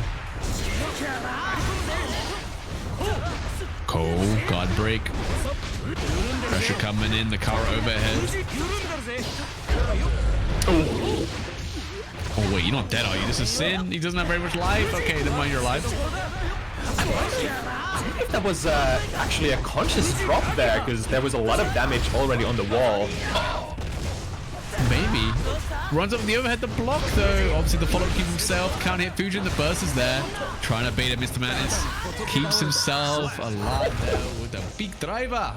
Good delay. Good timing there on the burst for Mr. Mantis. Not bursting immediately. Focus kinda looking for it, I think, but in the end decided to sort of resume their pressure, and Mantis got the saving grace on. Big driver into that dash follow-up. It's very tricky, man. You gotta be ready. At any moment, he could do it, you know. Oh, wait. 6-3. Thanks, Random Sam. 6-3, yeah, it is an S input, so he was just mashing parry. I knew it. Ooh. That was interesting. The L can't so late to activate there that it sort of ended up baiting the spin frames, if I saw correctly. Yeah. I mean, it's weirdly slow. Like it's like a low profiles very quickly, but the actual like hitbox has got quite a long startup. So yeah. Duel 1. For in this case, it's to his advantage. Yeah. For close range pressure tends to be a very slow, but for being a sort of chasing, advancing surprise poke, pretty fast for that. Yep. A little bit late on the tyrant barrel, but you know what? This is one thing I like about Sin though as well. It's like if you mess up the clean hit, yeah, you don't get the wall break and you don't get the thing, but you keep the corner and you keep the pressure. It's not like one of these things where if you miss the 1-frame link into the most damaging thing, you just die. You actually just to keep the pressure, you just lose a bit of damage. Yeah, I think it's a strategy to actually purposely miss the clean hits to keep the corner. Yep. Ooh, footsies. Yeah, it's definitely a cool thing you can do. A lot of cool things you can do with Tyrant. You can just not do the follow-up either, and it will unstick people off the wall and things like that. It's really cool. Cole, no air. That's the thing. I think Sin's got 6P, which is very good. But in terms of traditional anti-airs, he doesn't really have many. So his air-to-air game is super good. I think if you get good at that with this character, he's cooking. Yeah, it's kind of a balance between his jump-ins like air to ground not being as great because it's super horizontal, but the air-to-air game. Yeah, JK, like, JH, these are all his neutral buttons that you gotta get used to using. Ooh, as the buzz comes up, Alcott, this time yeah, I respect it. Like, obviously in that situation, you parry, you're point blank next to them, you may as well try and throw. There's a chance that they're gonna try and throw you, right? It's the fastest punish. I think so. I think there's the L count is coded so that it never leaves you at throw range. So yeah, sort of being spun there, a little bit of like experience deficit, I guess, going for the throw immediately after the L count. But it is what it is. Well, it's also an easy thing. It's not an interaction you see very often, so you don't know how it's going to end up. Oh, nice. Classic. Oh, and gets the full charge. It's gonna be a big damage, especially since Pokey doesn't have a burst here yet. No, but it did have the positive bonus, and this is Anji, so actually the damage is not nearly as bad as it could have been. Driver has the RC, nice, confirm as well. That should be enough. Big driver. Duel 2. Alright, pretty even set so far. 2-1. Mr. Madness though with the round advantage in this 4th game. Oh yeah, there it is. It's kind of hard for Sin to set up their safe jumps. You kind of have to work extra hard to make it happen. Maybe he was looking for an empty jump there, but obviously empty jumps in this game have recovery on landing, so not quite as good as in other games. Or Fujin run up throw, dangerous. Great tag, but the fast slash, yeah, I think that's the problem as well with Sin. His fast slash, not very good, like frame 13, very slow. So against other characters that they're both mashing fast slash, you're gonna lose. Oh, again! Just not in low range after that element.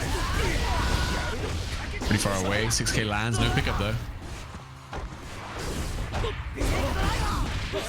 Very light 6p, but still ends up working out.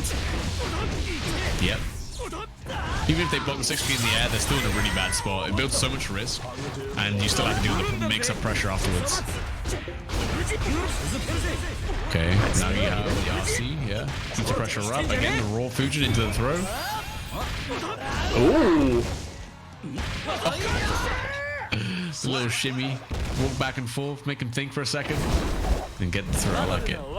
I think Mr. Mantis was probably looking for a YRC, but because they were not in hit stun there, got that blue RC instead and saw that there is some amount of startup going on here. So let me just utilize these slowed down frames and throw you in there. Yeah, use the 2-frame throw. I mean, yeah, if you ever see someone doing anything they're in throw range, you could probably get a throw before anything happens. Mr. Madness, let loose with these DPs again. I like it. I think since DP is the best in the game, so you may as well use it. Yeah, it is definitely pretty good. It's 9 frames, reaches pretty far, and yeah. as a bonus you get to RP as if they're not fast on their reaction. Yeah. Yeah, I think, I mean, Leo's is a flash kick, so Leo's is the best like reversal, I think. But being a flash kick has its own weaknesses that, you know, DPs don't. But also, you know, regular DPs have weaknesses that flash kicks don't, so it's hard to compare the two. But the most important thing about the DP is that they both lead to Oki, right? So that's what makes Sin so dangerous, is that it's actually offensively threatening. And you have very nice conversions out of the DP as well because of your car cancels and whatnot. Can even break the wall with RTL from half spin. Yeah, it's funny. Definitely a very dangerous move. And something you need to know how to punish as well, right? If you punish it on the way down, it's not so bad, but if you let him land, you gotta play that mini game with the frame trap. It's not fun. It's not a fun mini game.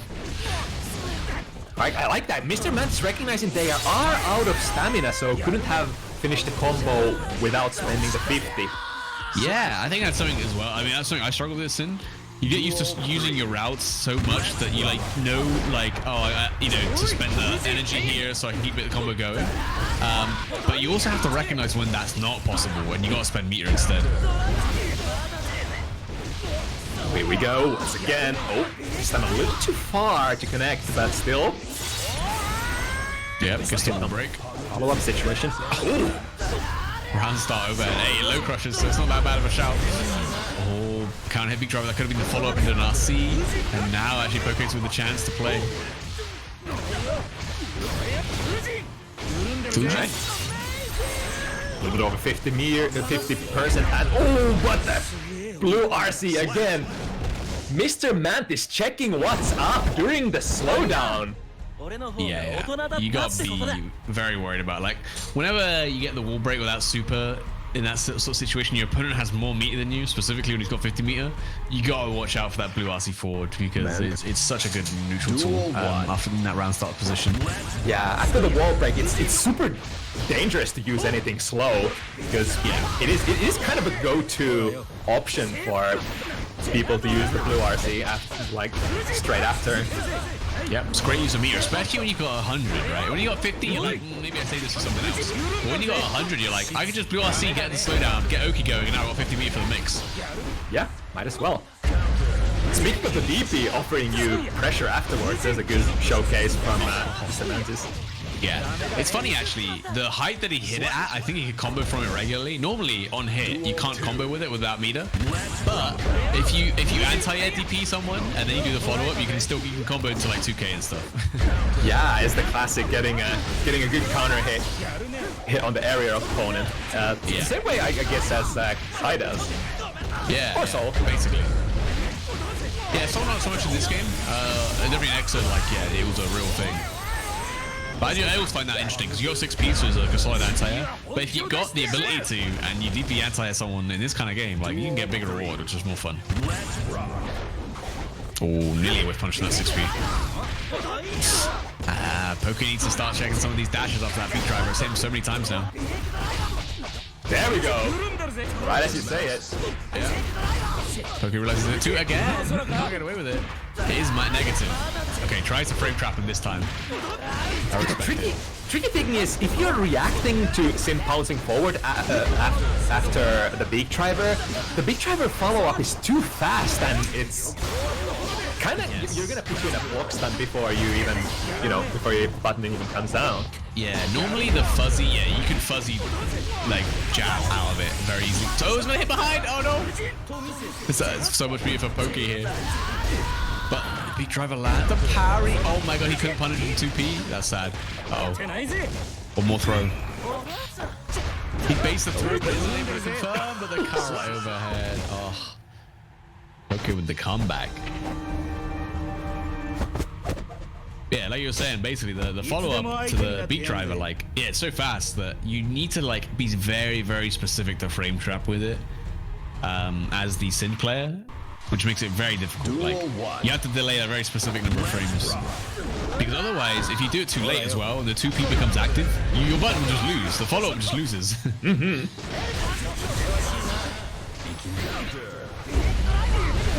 Beat driver.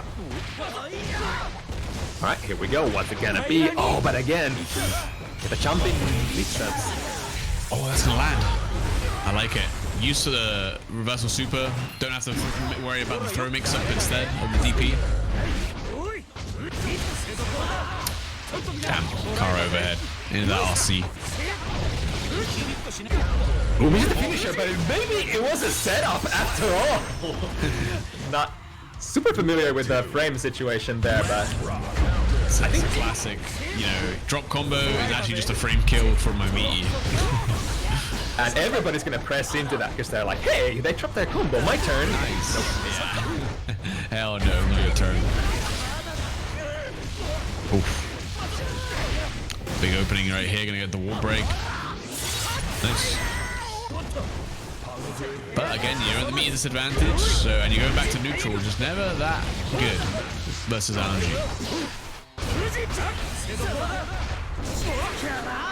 Alright, meter for meter, and then burst for meter. Oh no, he didn't combo. He could definitely done the follow-up there. He gets the jump back JH, the RC. Ice who follow! The explosion didn't actually reach. Yeah, that was close. Run up 2D from downtown. Oh my god, this 2D hurts, man. Don't think it's enough. Drops the combo anyway. Kara overhead. Another one, the block. What did it end? Oh, it was airborne, so it was plus, I guess. Yeah, for sure. Blocking anything in this game in the air, like especially like that, where it's an overhead low mix-up, like it will always be plus on the overhead. I really like the dashing 2D under Beat Driver from Pokey.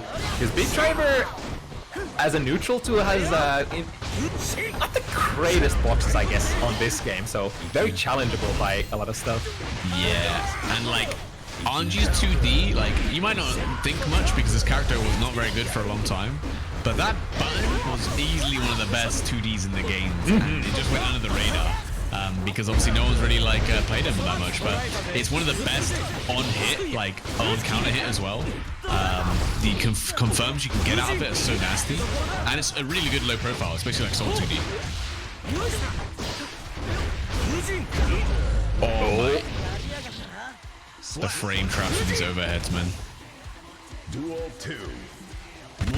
Mr. Man is getting opened up one too many times now. There it is again. And let's see the combo.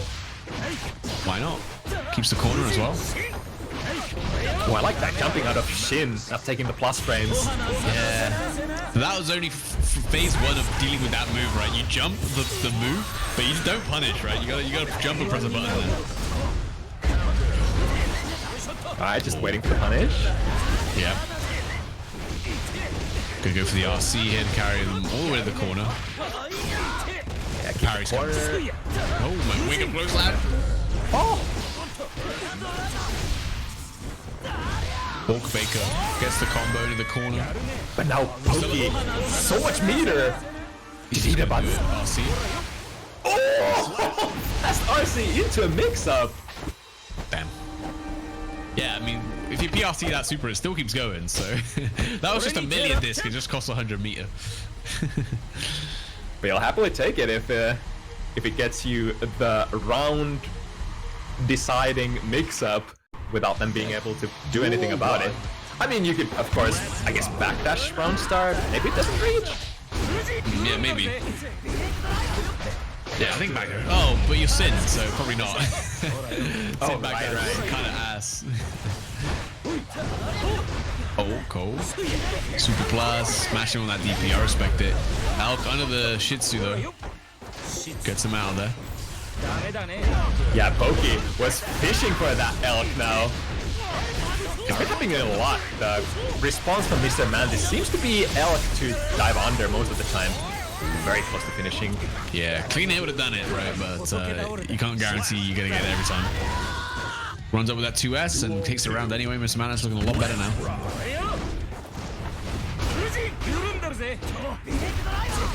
Driver. Man, that 2S. That 2S is like the best button since got, to be fair.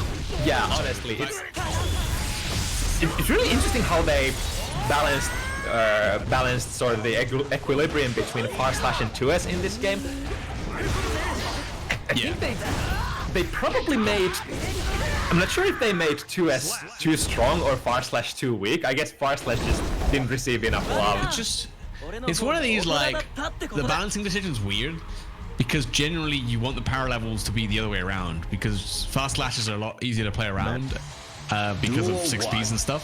Whereas 2S, having a strong 2S is annoying to play around. Like, you know, imagine Nago was so strong for so long, and he still is, obviously. But one of the big reasons was that 2S was so obnoxious that you just couldn't deal with it. And you had to jump in on him, which is exactly what, you know, these characters want you to do. It's like, I guess in general, you'd think / is your workhorse button, but if it's the other way around, it's sort of yeah, it's weird useless, basically. I mean, 2S is meant to be the mix-up between... Oh, nice. Catching the low. Yeah, that 6K is low, if you didn't know. Very dangerous. Very good command normally. Oh.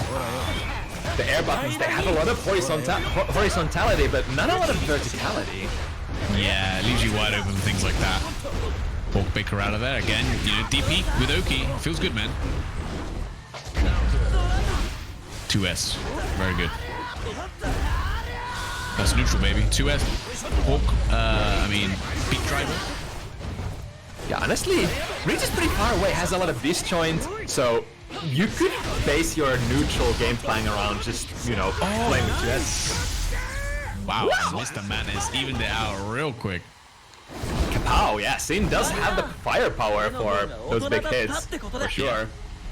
Yeah, he's got really good convertibility, which is something that's really nice for characters to have. Like, you know, he lands a hit, and he'll be able to convert it into something, right? Especially with 50 meter. Let's rock. Ooh, nice 6P. Oh, hits it so high that bounces way too much. Yeah, that was real cool. Before Mr. Man is the burst, and then there's Poké using the 2S of his own to get a big opening here for the wall break. Where does that umbrella come from? That's a good question. I always thought maybe like combines the two fans and makes an umbrella, but that's not really it. Yeah. Oh, I see. It's on its back. It's like a samurai sword, but it's actually just an umbrella, I think. Oh, wait, is it? I don't know, man. I'm getting cooked. Hard to tell. There's some animations where you can kind of see a sheath. I'm paying too much attention. I'm like, where is it? Show me your umbrella, Anji. If that's your real name. Anji Mito. Oh, Karo, man. You're never ready for it. Sort of checking if Mr. Mantis wants to throw away there. Ooh, that works as well, I guess. Yeah, why not? Big driver. You can spin through it all day, but you're too far away to get a good punish. Yeah, man, plus. Very, very plus. Yeah. Poké does not care though. He wants to press his damn buttons. He didn't pay to block.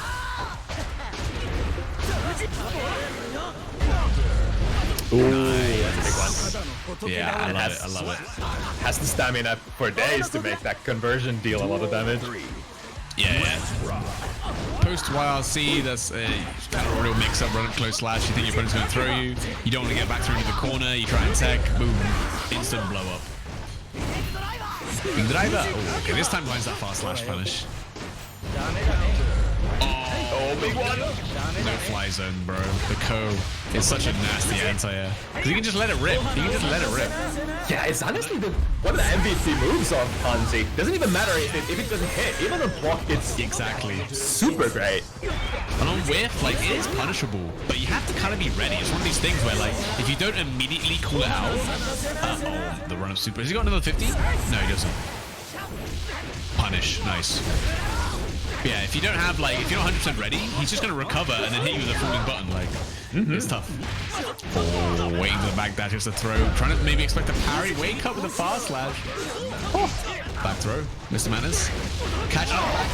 Nice. Comeback. I love seeing close slash. That's a good move, man. It feels good. It feels really good.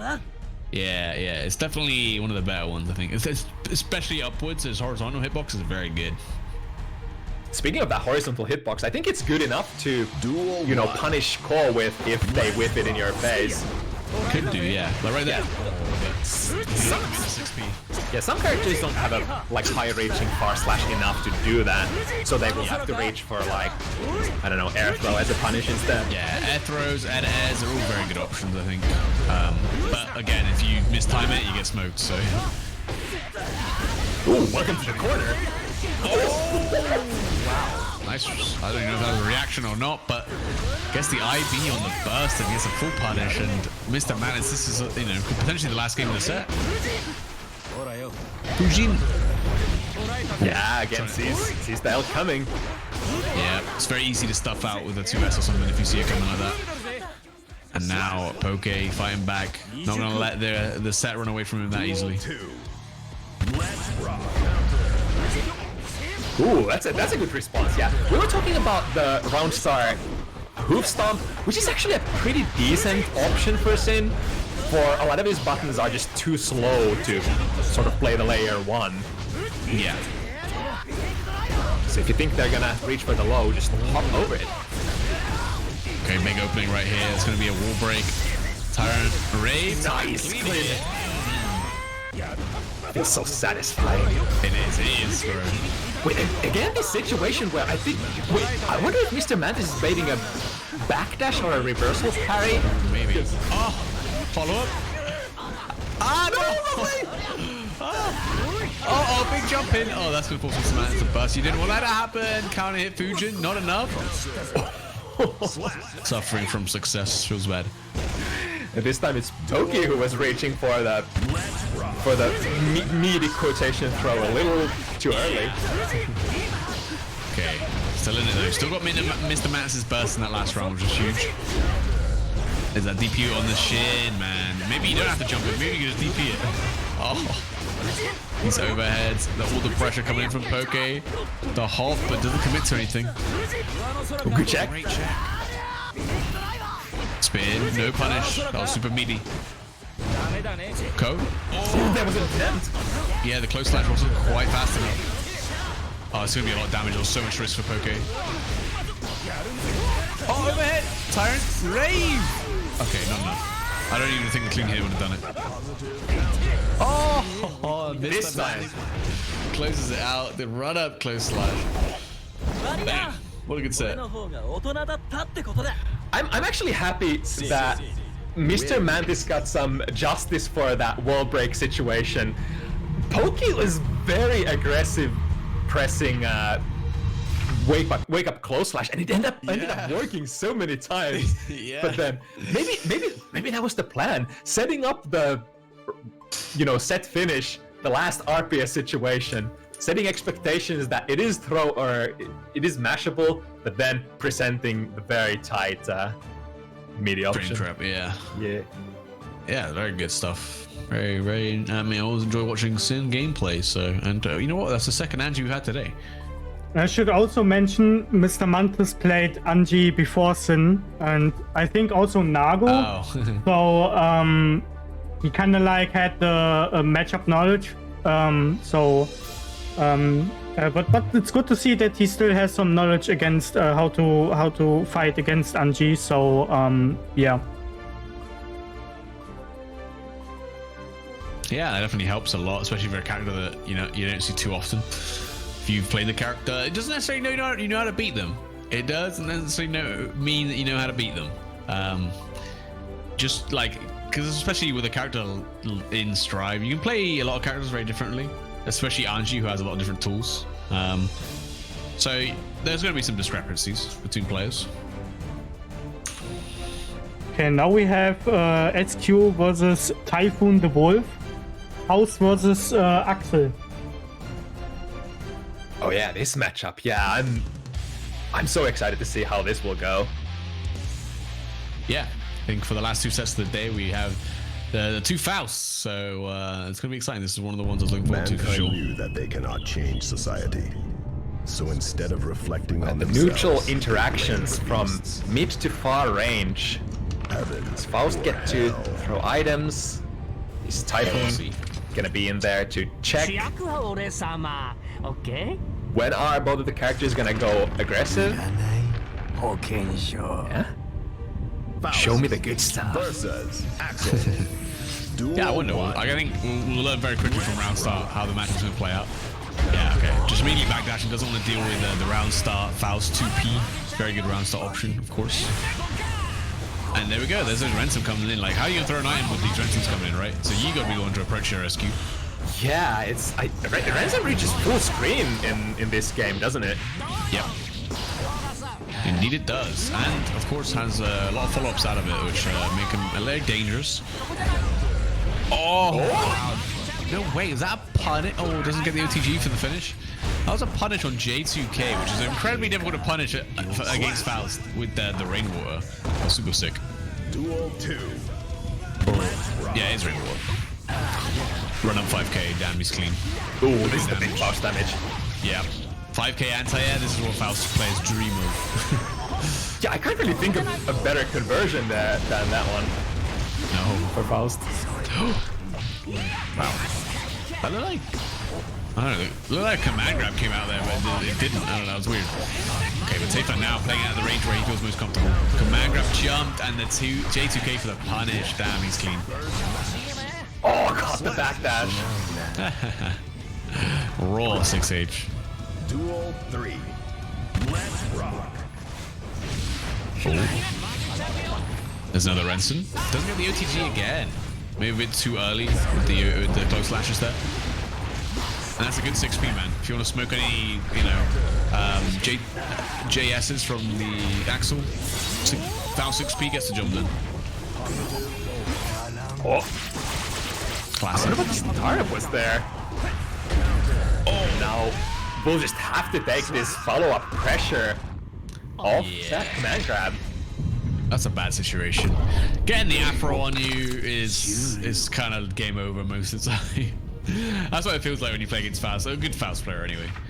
Just because you know you're in like a mix-up situation for at least the next 20 seconds. Because that Afro lasts so long. And obviously if he does set it off early with the JD and things like that, like you are then still in a bad mix-up situation. Just from the explosion. Yeah, even at neutral, you just can't reach for your 6P as comfortably against the airborne Faust because of your extended hurt box. Yeah, you can get smoked so easily. Run up with the close slash, maybe trying to bait a fuzzy jump out on the command grab. As we just explained, it's very scary. Oh, that could have been a counter hit trade combo. He was ready, the 6P. Wow, that was so clean to be out the 5P. That worked. Oh, I thought, oh my god, the bag was still active, man. Oof. Last frames out of the bag and just a couple of safe jabs. Yeah, J2K into bag is like, it's like a weirdly gimmicky thing that shouldn't ever work, but until you labbed out the best punish and you're ready for it, like, it'll always work. Yeah, you gotta have the knowledge that, you know, jump 2 K cancels are very, there's a massive gap. Yes. And unless you realize that, it's, I guess it's Faust's thing to just take the value for free if they want to. But then they mix it up with not cancelling it, and then they leave you looking silly. Foolish, even. Oh, the burst to keep the momentum in the corner. Of course, you don't want this Axel to go anywhere, man. You want him to stay exactly in the corner where you can finish him off. Yeah, it's completely, like, different from my expectations. It is indeed, like, barely, almost no items from Faust. Faust seems to be playing the rushdown here for the most part. Yeah, and I think you kind of have to, right? Yeah, it's working pretty well for SQ so far. Yeah, you definitely got good tools. Like J2K, it's a little slow, but it still does alter your jump momentum, which makes it very hard to anti-air, very hard to check with things like 2H. Oh wow, he was so ready with for that burst out with the PRC forward. And now you can see Tayfun just trying to play a bit of that rushdown himself, right? Doesn't want to get rushed down, so he's like, I'll take the initiative. How did he know? How great reactions. Yeah, to backdash the Scarecrow PRC command grab, that's hard. That's hard.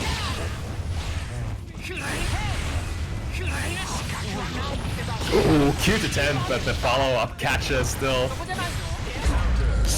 Wow. Again, a 6P after the plus frame situation for Axel. Oh, the weight. Okay, it only saved a little bit of damage. The second hit of that super doesn't really hurt too much. Tayfun looking a lot better now. Needs to find out one more hit to even out the games. Oh no, even out. Actually, take a game even. 2S anti. Oh. That was a dangerous situation. Those 2S's can be very damaging. I guess you're usually looking for the counter hit, preferably.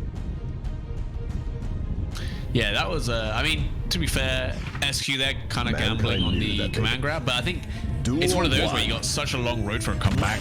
If you land the command grab, it's suddenly all very possible, but if you don't land the command grab, it's hard.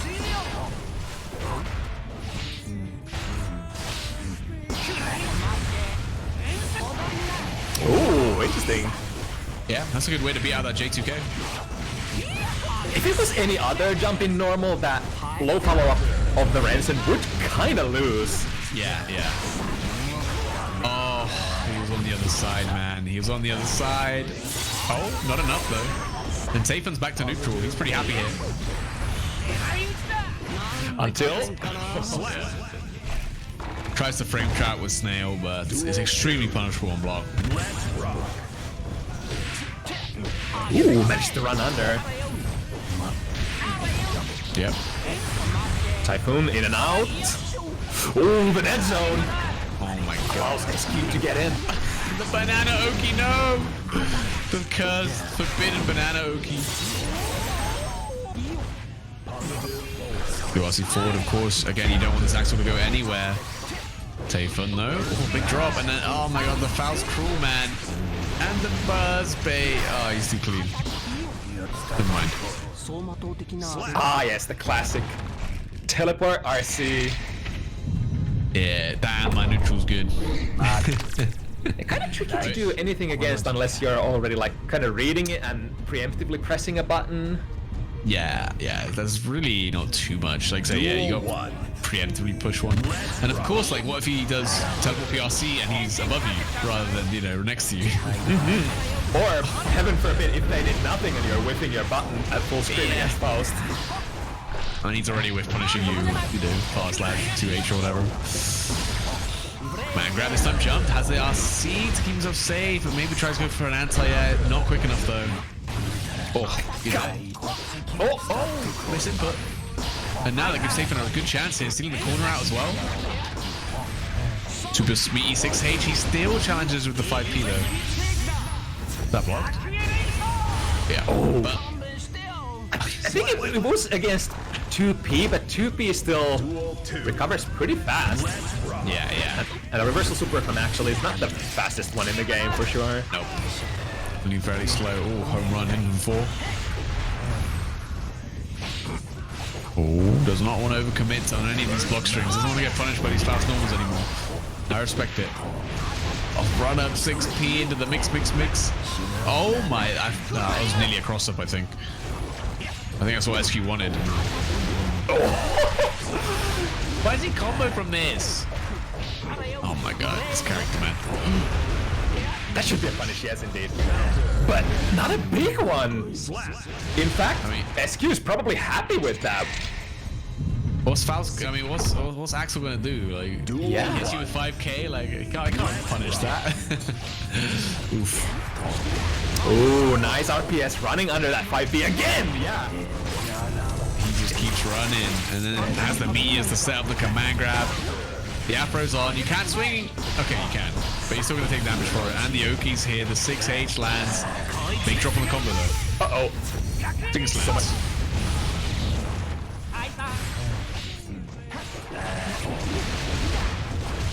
You see? Oh, he's too good, man. He's too good. You see, like, all those 5Ps getting run under, and now Tayfun's like, oh, let me do 2P. And so SQ's immediately like, let me just J2K to beat the 2P. Oh, some very fast adaptations. I mean, from both players, really.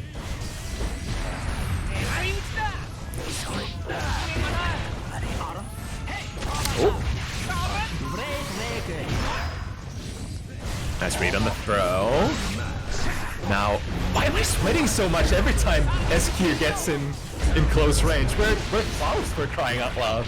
He's got mix, bro. He's got mix. He's got command grab. And, oh my. Wait, that works? What the hell? What's going on, man? Make it in. Okay, there we go. Back to neutral. Tayfun gets a chance to play. Really? You gonna bat it all like that?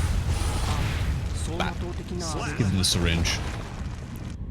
Axel plays? Gambling win on defense? No. Never. Bro, what's in that syringe if he just squirts it and fire comes out, man? That's kind of wild. It's magic. Magic. It's very true. Oh! SQ with the reads. This guy's too crazy, man. Someone tell him Faust. Okay, there's the fucking. I think that's what he wanted on the mix, right? 5k Axel Bomber is his best punish, probably. There's that 6p again. Big whip from that 6h, though.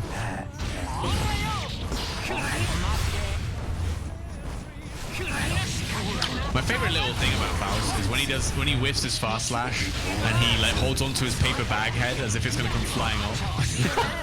And I actually have paid attention to that before. Yeah. He does like a fast slash. He like whips around. He like whips it really fast, and then he like grabs back onto his paper hat or paper bag even. Just can't be showing his face. Oh, nice. Well, setup. Well, oh my, he's good. All right, good challenge this time. Yep. Benson. 2p, 6p. Wow, full confirm as well in that charge dust. Oh gosh. Back to neutral. 5p checks the J2K. He reads right this time. Run up 6p, make him stop. Is that water?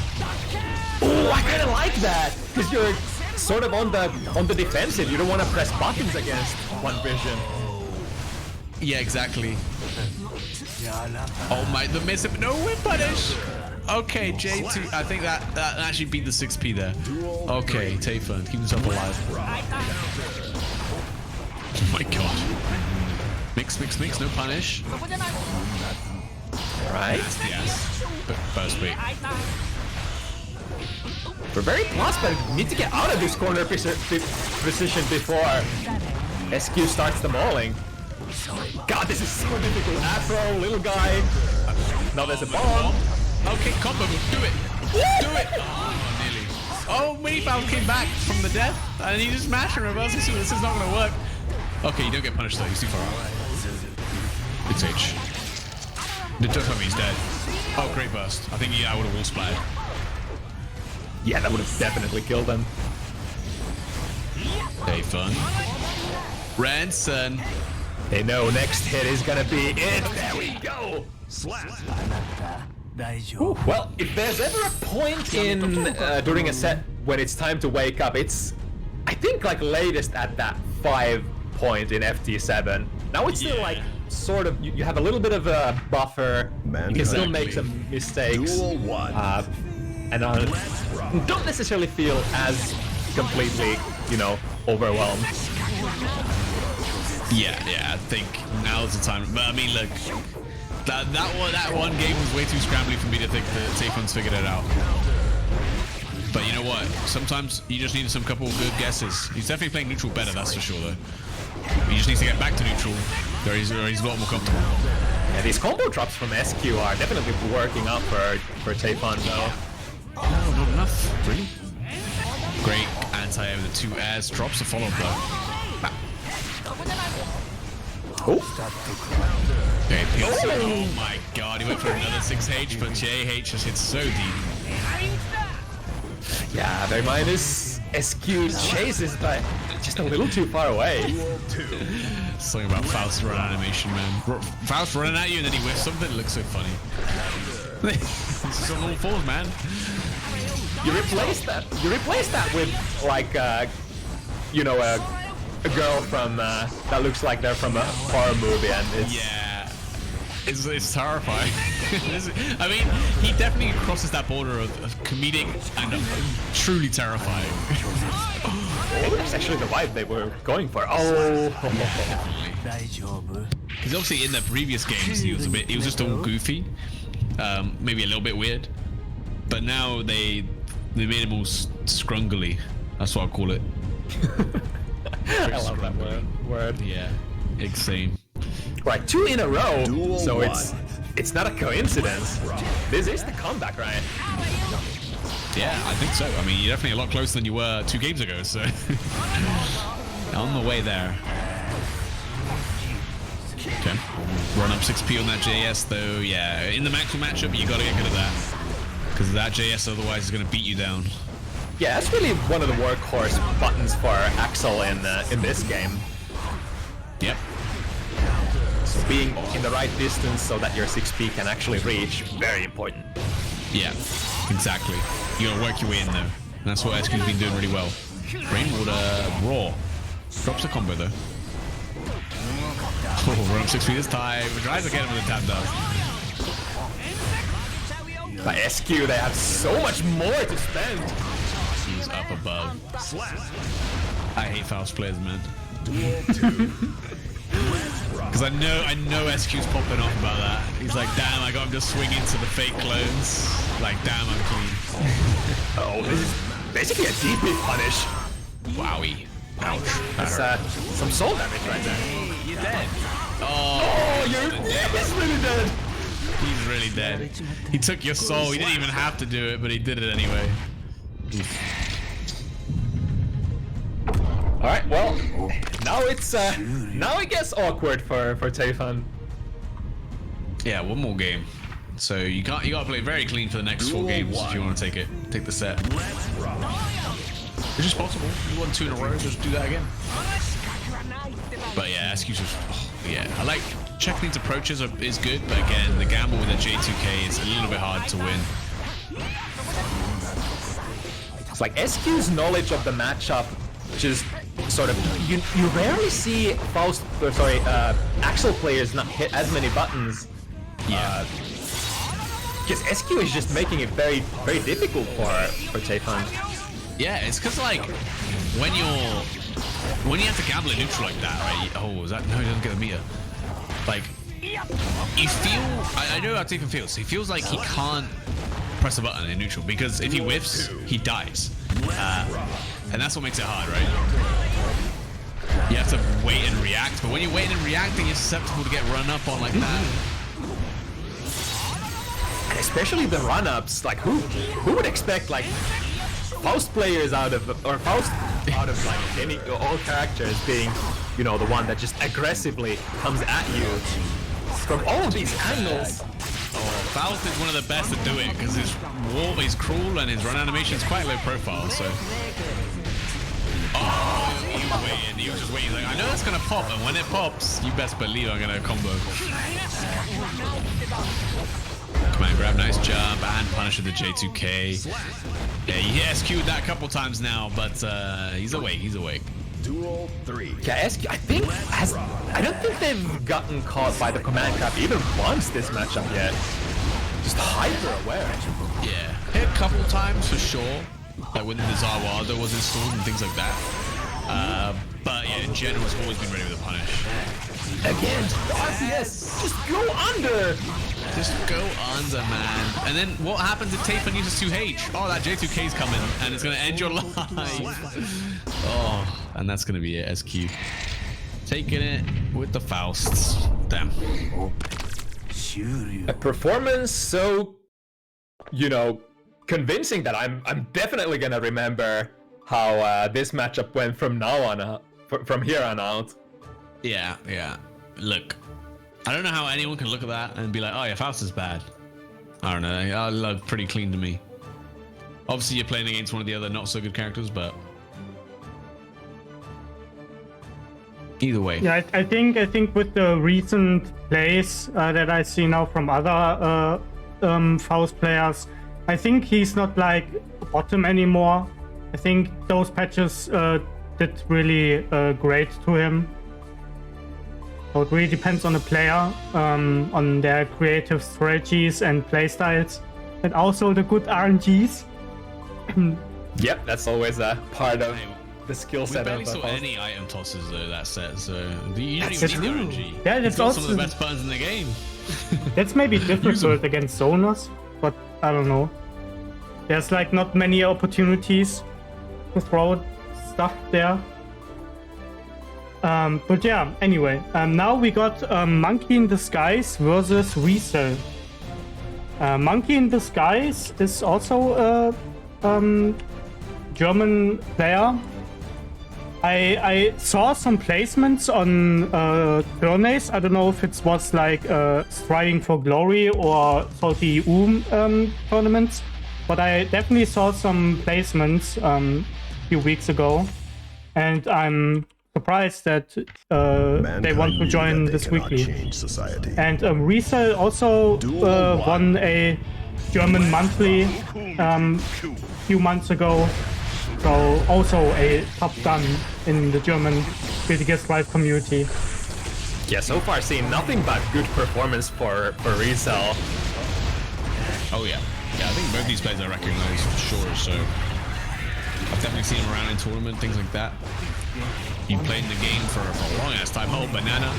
Can't jump in on that. Oh, the banana! Friendly fire, friendly fire. Oh, reversal throw, yeah, you know that plus.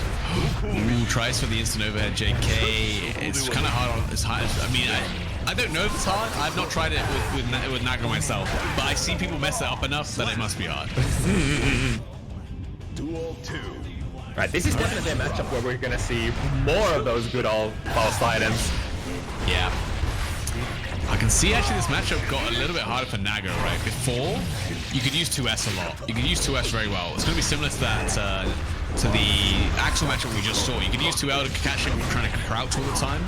But now 2S is a lot worse, so you have to rely on your other buttons, which can't be crouched under.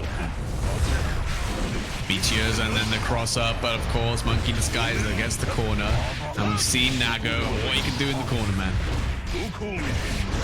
Oh! Very high on blood. Yeah. And then the stagger 2H. Always dangerous.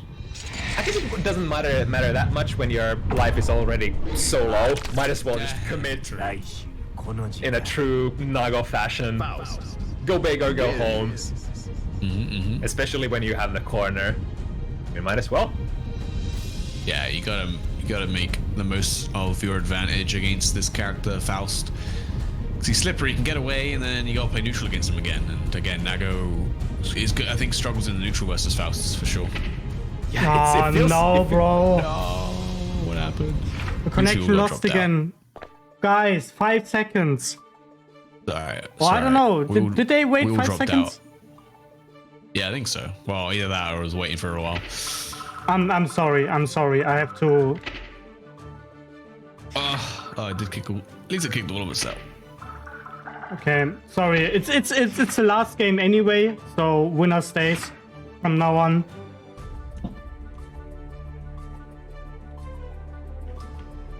Sounds good. But yeah, since the patch, I just in general have not seen too many Nago players. Definitely way fewer than before the patch, which, you know, natural course of action, I guess. But I feel like it's not, you know, it's not that big of a difference that you couldn't really run Nago anymore. Nah, he's still like. The thing is, he's still broken. Like, he still does the same things that were what made him very, very strong, apart from the 2S. 2S is actually quite big. But everything else is basically the same. The only thing is that he's more balanced now, that the risk reward isn't nearly as skewed in his favor. And that's the tough part to come to terms with, for sure. You can't just brute force a lot of your games anymore, just by virtue of just having, you know, more life, having better risk reward in every opportunity. And so some people might prefer that playstyle, and they might prefer just to, you know, go in that direction with a different character, you know, which is better. Who's better at it now? Someone like Leo or something. I guess it kind of comes to like basic human psychology. When something gets worse, regardless of how much worse it got, it's sort of like, it's bad. I want something different. Yeah. If you, I mean, it's classic. Like, you know, if you lose like £5, like, you know, whatever, $5 or however you want to do it, you're gonna remember that way more like than when you won $50 or something. So it's gonna feel way worse for whatever reason. All right, I assume that game didn't count. Yeah, the more damage with blood meter is big. So yeah, it is. That's what I mean. Like the risk reward is just so skewed now. Before it was like he could make several mistakes and you wouldn't really beat him. Now he can't do that anymore. So he's got to play a lot more clean. He's command grab though. He's still got those.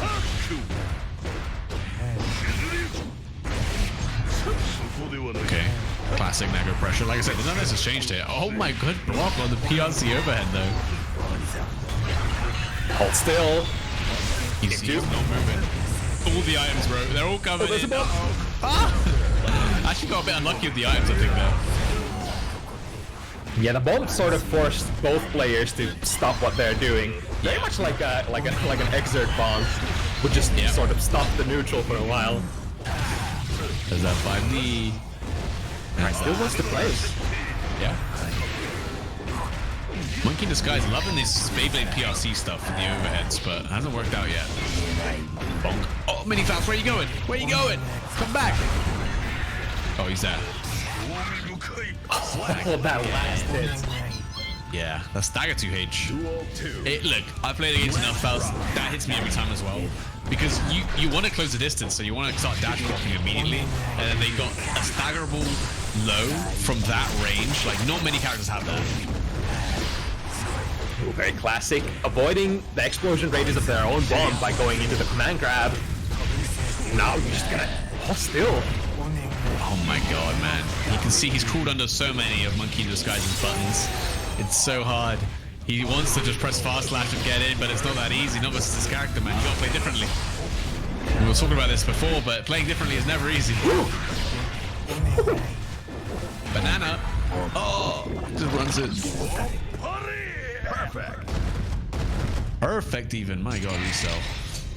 On a hell of a Faust tear. Pretty convincing looking pressure in the corner. I think you said that at one point. It's like Nago really doesn't have a lot of like super good options. I mean, you have increased throw range, you have your defense, but I guess other than that, and of course your reversal super with meter, but other than that, you'll have to take the situation as just about any other character. Yeah. You're sort of still relying on like FDing people out and stuff, but the thing is, you don't really want to FD Faust out because then you're playing into his range even more. Yeah. Okay, now finds a way in. And the DP as well, but look at your blood already, man. You're not gonna pop, but like you can't use any of your specials. Oh, teleport PRC, blue RC back. Actually, the little JA gonna stop that slowdown immediately. Oh, no way. Oh, he has to, escaping the bomb. I respect it. Good presence of mind. Okay. It's gonna be a very costly bursts playing that on the first round. Yeah.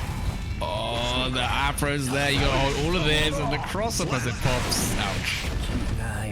That was good. Resells on some shiz right now. He's cooking. Oh, I like that. Try to command dash under the bomb back and then DP. Oh, he didn't finish the combo. He didn't pop, luckily. I thought he was going to pop, which would have been very bad. But now you're at level 3 blood, and you are in squishy territory. Yeah, they opened up right now.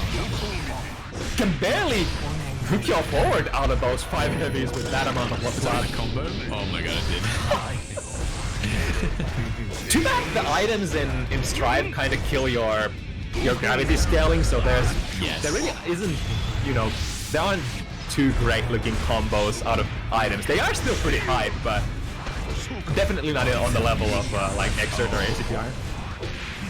Ooh, nice. Oh, the rebound! Level 3 blood, so he's gonna die. Oh no, the drop! Oh, unfortunate. Yeah, really good patience from Monkey in Disguise there. I wonder if that Afro explosion just, causes so much you know, scaling that you just can't finish that combo. Yeah, the gravity scaling I think is a little bit too much. Might be some way doing. How is he blocking these? That was an instant overhead. Oh, he fuzzy. Fuzzy jumped even. He fuzzy jumped Copium. Like, he's not that good, come on. Oh my, the RC's almost spent in the end though. Monkey disguised the close slash. And Resell, after all that gaming, you know what, crumbled a bit on defense. Which is understandable when Nago gets the engine started. Yeah. It's easy to make the wrong decision. Like I said, that's not changed now. That's still not changed. Alright, but putting the facts on the table, I will take rounds and games off you if you ease up too much. Yeah. Yes, sir. Now, let's see how it develops. Duel 1. Giovanna theme. Not bad. What's your favorite stream, QK? Say character theme. Let's not go tracks because there's a lot of music in this game. It would probably be one of the old classics from previous games. For this game though, Yeah, me too. I mean, scene theme is pretty cool. The Hourglass, that one is pretty good. That's one of my things. Like, as much as I love the DLC characters they've been releasing, I'm always more excited for the music track. I'm like, oh damn, this character. Like I saw Testament, I was like, not really my character. But then I was like, oh, that thing kind of busted. Testament is pretty good as well. Oh, going under and trying to reach for the air throw. But the timing not quite there. We're punishing that 5p check coming in from Resell on the Fukio. This is a situation. Oh, that's all in. That was all I think they're gonna help. It doesn't matter. Yeah, 6H. I think he actually might have been alright. I don't know. It would have been close. That was the most classical, I'm gonna commit here, even if I, go big or go home, I'm gonna pop that. At least I'm gonna get some really strong options before I... Yeah, you're like, I'm gonna end the game here one way or another. Okay, nice air throw there from Resell. Gonna get the Oki going. Oh, that was expensive, but lands a command grab, so it doesn't cost them anything in the end. 5k reaches so far that they actually checked Monkey and this guy in the air there. That's nuts. So much blood to work with, trying to work his way in. Monkey disguise, gonna have to block all these. Oh no, he doesn't. He's just gonna Beyblade forward, but the weight's there. Saving grace from the items. The bomb. Oh, he gets out of it. Very clean. Duel 3. Let's rock. I think my favorite is his Zao theme though, I gotta say. It's got something, I don't know, some je ne sais quoi. It's XP. 2 bombs. Alright, hold that. That's my favorite situation. Oh, that was going to be a punish actually on the 6H, making it whiff with the burst. Monkey disguise. I don't know if that was intentional or not, but it almost worked out. Another air from Resell. Needs to find one more hit. Runs over with the 2p. Very clean. Even a very non-consequential item like the banana peel there plays, into Monkey in disguise just not able to hit buttons very freely. Yeah, it's the classic thing of like, you're never going to be more prepared than the Faust player, because like the Faust player, they play Faust all the time, so they deal with the item RNG, they react to the item RNG all the time. But when you're playing against the Faust and you see them toss an item, you're not always going to be ready to react to what it is. So like, you see him toss an item, even if it's just a banana peel, you're like hesitant, right? Yeah. You're like, what if it wasn't a banana peel? What if it was like a hammer or whatever, and I just swang into it preemptively because I saw him throw an item and now I got smoked?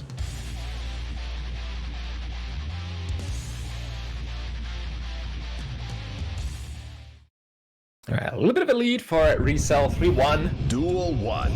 But we all know how fast Nago can explode with the momentum. For example, like this, pretty decent start. And the plot reset. Oh, he went for another one. Greedy stuff. Never expected second, to be fair. Oh, buddy. He's playing football. Oh. Now, you know what? Resel's like, I got a command grab too. Mine's pretty good too.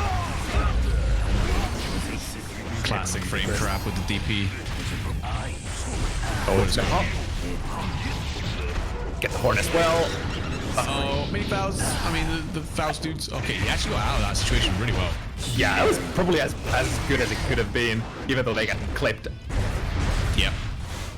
Mainly got out of the corner, which is very huge in this kind of matchup. Wow, jump B. How often do you see that button for Nago? Yep. It wasn't good enough though, and Scarpo, you dead. The home run.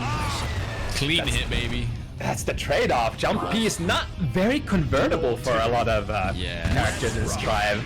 Very fast, but it can be, but you gotta like react immediately, right? Like he did jump AAA and like jump PPP, which just the gravity scaling immediately turned off any sort of follow-up. But if you went into JB, maybe, I mean JK. Took a conscious gamble there, hoping to, you know, not get caught by any big items, but alas. Oh, nearly comboed off the tap dust with the mini Faust. I would love to see it. Not quite. Monkey in Disguise got to find a way out of the corner though, and does not have much blood. Yo, how? Tell me, Resell, what are you on? It's like they've seen the mix-ups before. I think my man was just walking back. I won't give him credit for that one. He was trying to run away. Holy. For sure. But nah, Resell, I mean, yeah, not a single one of those landing is pretty surprising. I won't lie. Although I'm wondering now, if Faust is crouching, does it just whiff on him anyway? That's a good question. Maybe not. But that's also a really fair point that you mentioned. It's like playing those mix-ups in the right situations, because if your opponent is already like thinking of playing something that ends up being the automatic right response, then I guess your mix-up is all for naught. Yeah.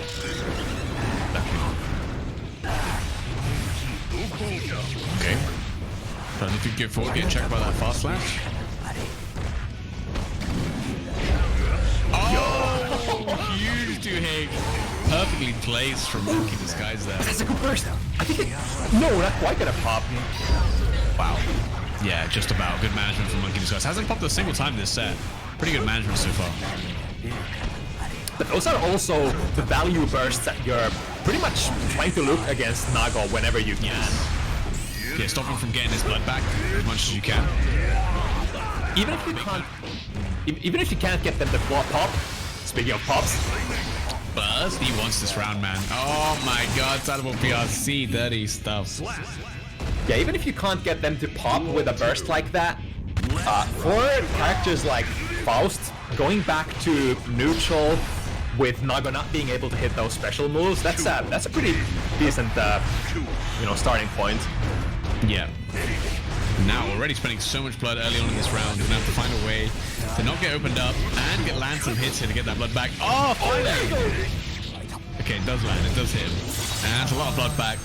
Gonna get the wall break. Monkey in Disguise, keep himself alive. Round start 2H, gonna smoke with a 5k anti-air from Riso. Ouch.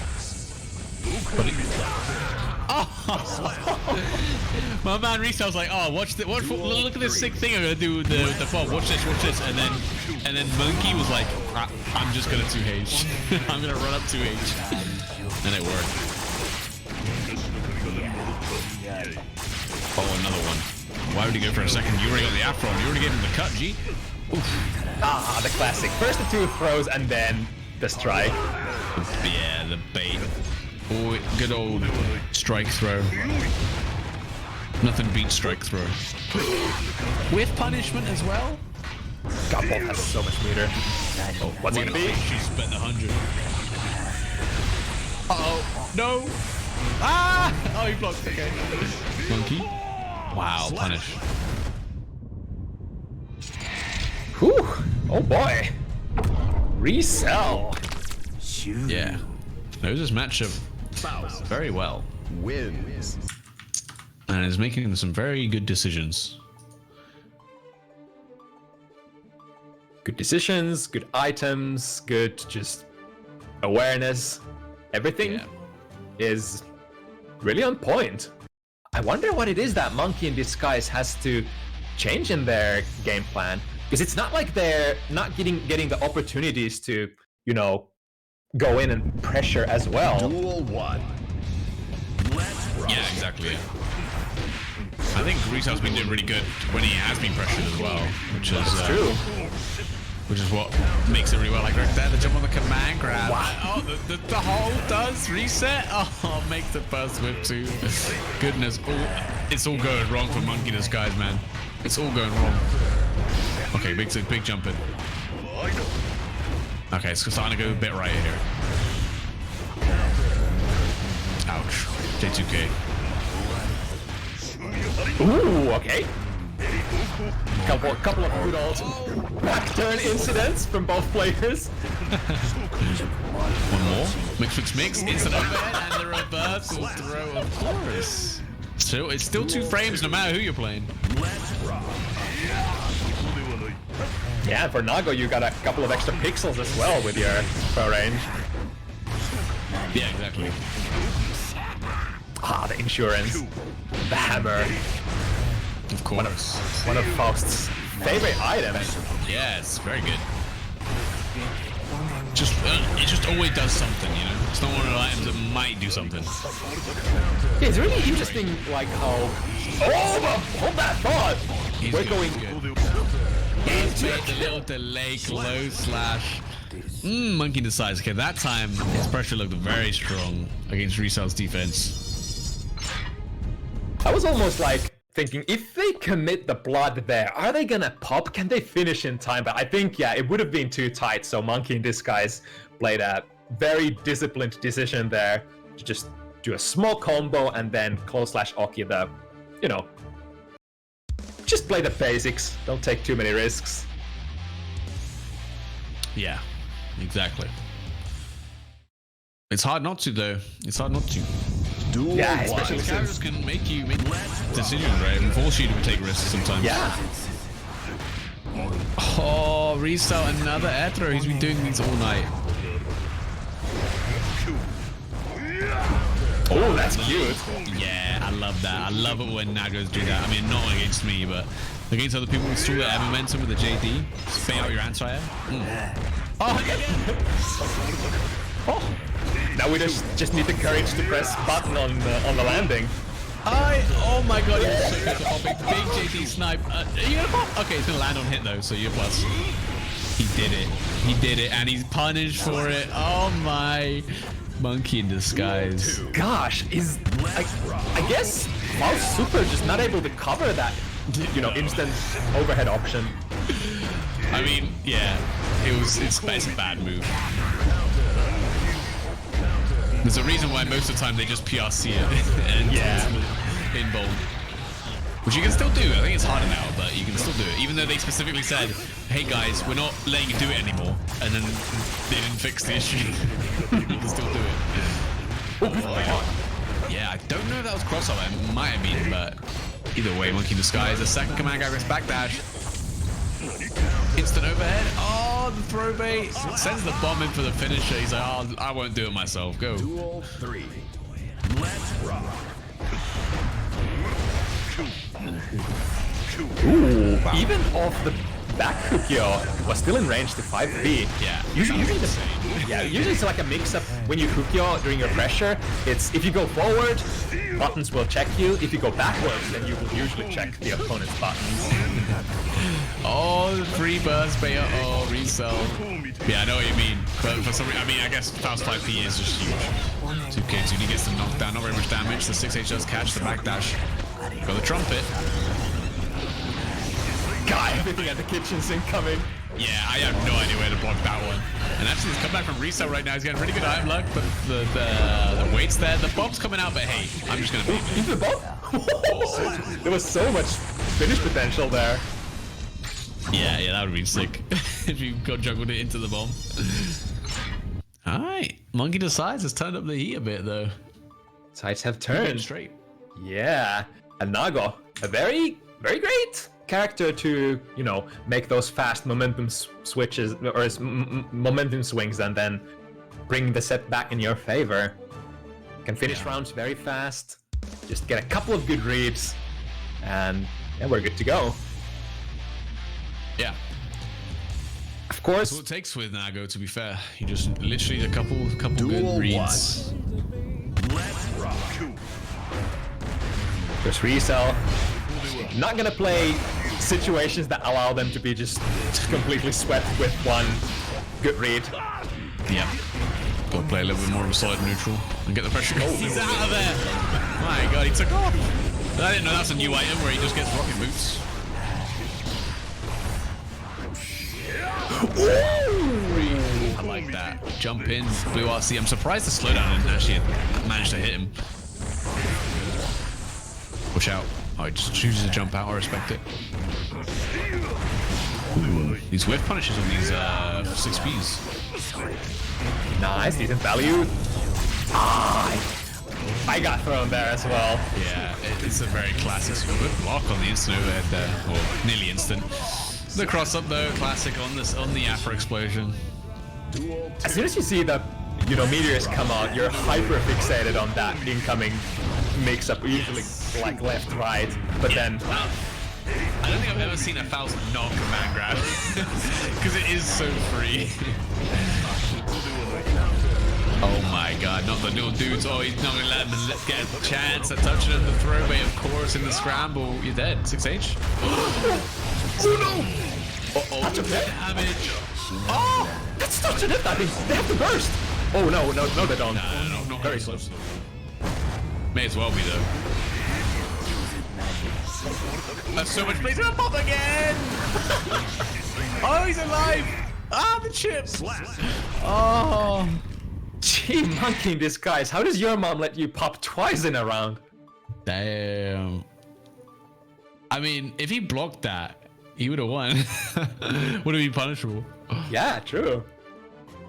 But, well, he did block it. If he FD'd it, my bad. If he FD'd it. That was funny. I think Alright. if you have 50 meter and you get to do the, starter of your choice, I think most play. Oh my, hold that boss! Oh my. Nah, he's gonna. No, he's not popping. He's just gonna get the common control. That's really half your health. Big jump over the JH. I think Resal's a bit hesitant on these anti-airs. He's been baited so many times.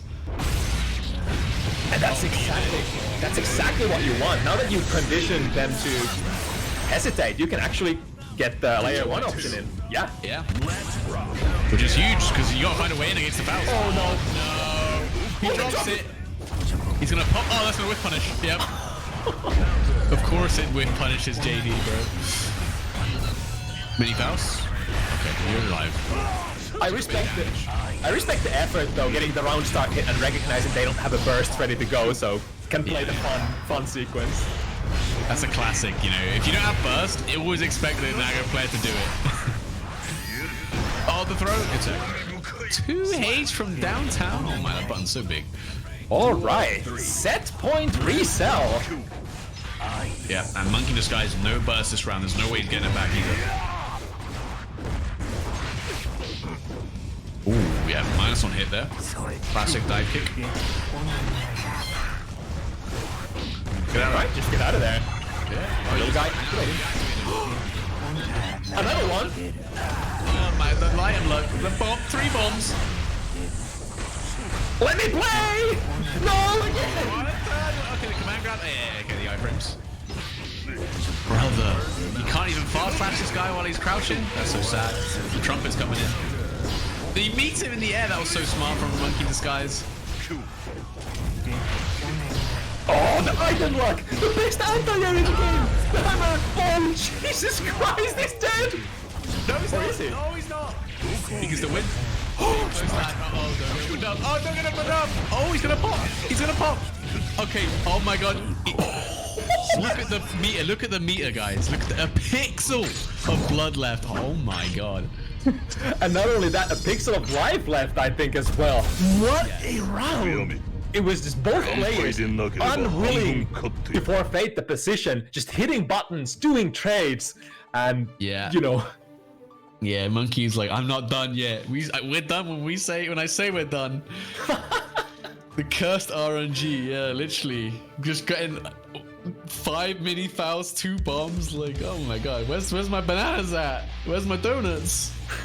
I'm starting to believe that the heart to not ever give up from Monkey in Disguise. Duel 1. Getting ever so closer to resell now. Oh my, that's 6H. So far, so big. I am toss, trumpet, good number to the throw, but again, gravity scaling. That's cheap. Right, and now you hold this. Oh, not the usual option, but works. Yeah, that'll do it though. I think you're alive. Nago's still at level 1 blood, he's super tanky. I think you live. Ooh, good call. I was a coward and didn't even try to guess. Well killed. Didn't want to gamble? Come on. Don't go for the back for the afro. It's not yours. You don't want it. Oh, yeah, through punish for JD. Yeah, you can see trying to do that airstall momentum thing again, but yeah. You are die now.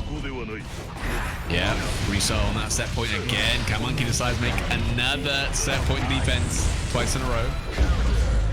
Wow. Oh, the banana! No! Every time I see that happen, the Lazy Down song plays in my head. Yeah, I can see that. Oh, it has a block, but he does get the 100 meter from the gold burst. The afro is still got the afro on him, man. Oh, no super, that would have been enough. All right, 100 meter. What's it gonna be?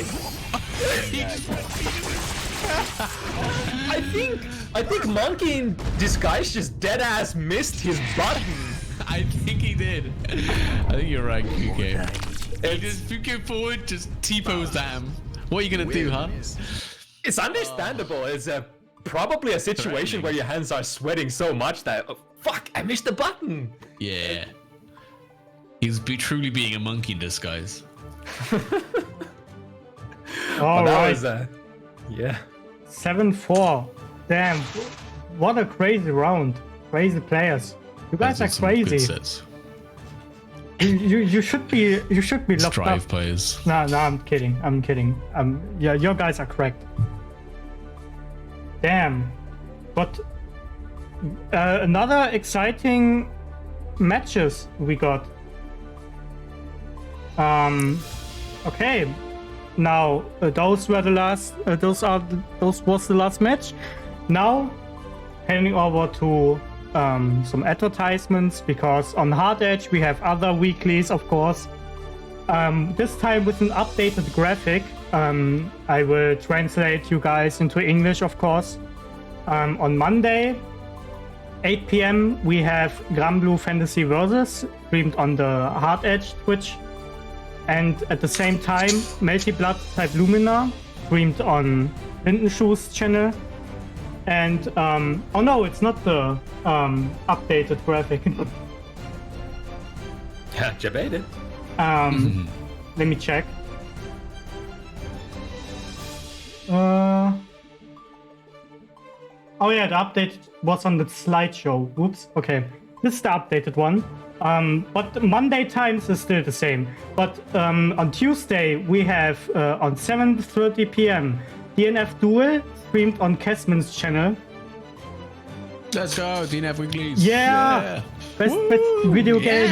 Yeah. Okay. Actually is. You catch me there. I'm always there every Tuesday, either commentating and playing. Same, me my fighting too. game of choice at the moment. It's great fun. I'm playing the Holy Man. Don't mention him. There's nothing holy about him anymore. He's pure evil. And Wednesday we have 3 weeklies on Wednesday. Damn.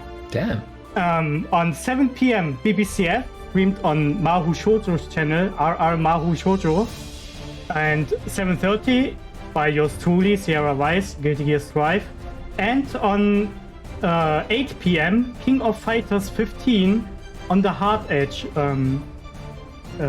Twitch channel. And on Thursday we have not this week. This week it's on Saturday. We have Saturday Guilty Gear Xrd Rev 2 Weekly Special Edition, because you know it, Rollback is coming, the main branch of Rollback. And so Jason decides to stream this week on Saturday. because because we want to play the main official rollback update. You guys are hyped? I am. Oh yeah, I'll definitely be playing. I haven't played it in a while, but I was playing a lot when the first rollback patch was dropped, or like the trial, the beta, I guess. So I'm excited to go back. All right. So if you do wanna more Guilty Gear Strive exhibition events like this, UK hosts a similar one called Bounty Hunters. Want to talk a little bit more about that? Yeah, basically it's a similar kind of FT7 event as what you just watched on Sunday, 5 p.m. CET. Open for everybody to sign up. So, yeah. Yeah, here's all the info that you need. The Discord and the Twitter. And Lazarus, what about you? Yeah. What have I got anything to show? Not too much. I mean, if you want to go follow me on Twitter, if you like me. This is my first time doing Strive here for Sierra Vice for the HardEdge Weeklies, and it was good fun. I got to see a lot of fun games. A lot of you players are insane, but that's what makes it kind of fun to commentate. But yeah, I'll definitely be back for sure. And I might play in one. I gotta keep up with my Strive gaming as well, so I'll have to join some of the weeklies at some point as well. But yeah, that's it from me. Nice. All right. So I'm gonna send you guys to another streamer. Let me check. Who's a stream? And you can't guard cancel. Yeah, just take the. Whoops. A second last was speaking. Okay. All right. Let me actually send you to Peter. If you don't know who he is, Peter is a Raven player, an expert Raven player.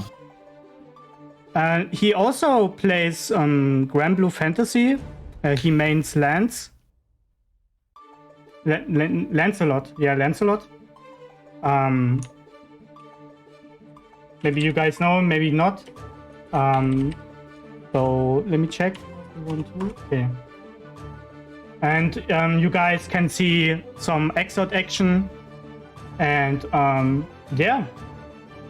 Thanks a lot for being here, and I'll see you guys in the next one. Bye. Bye bye.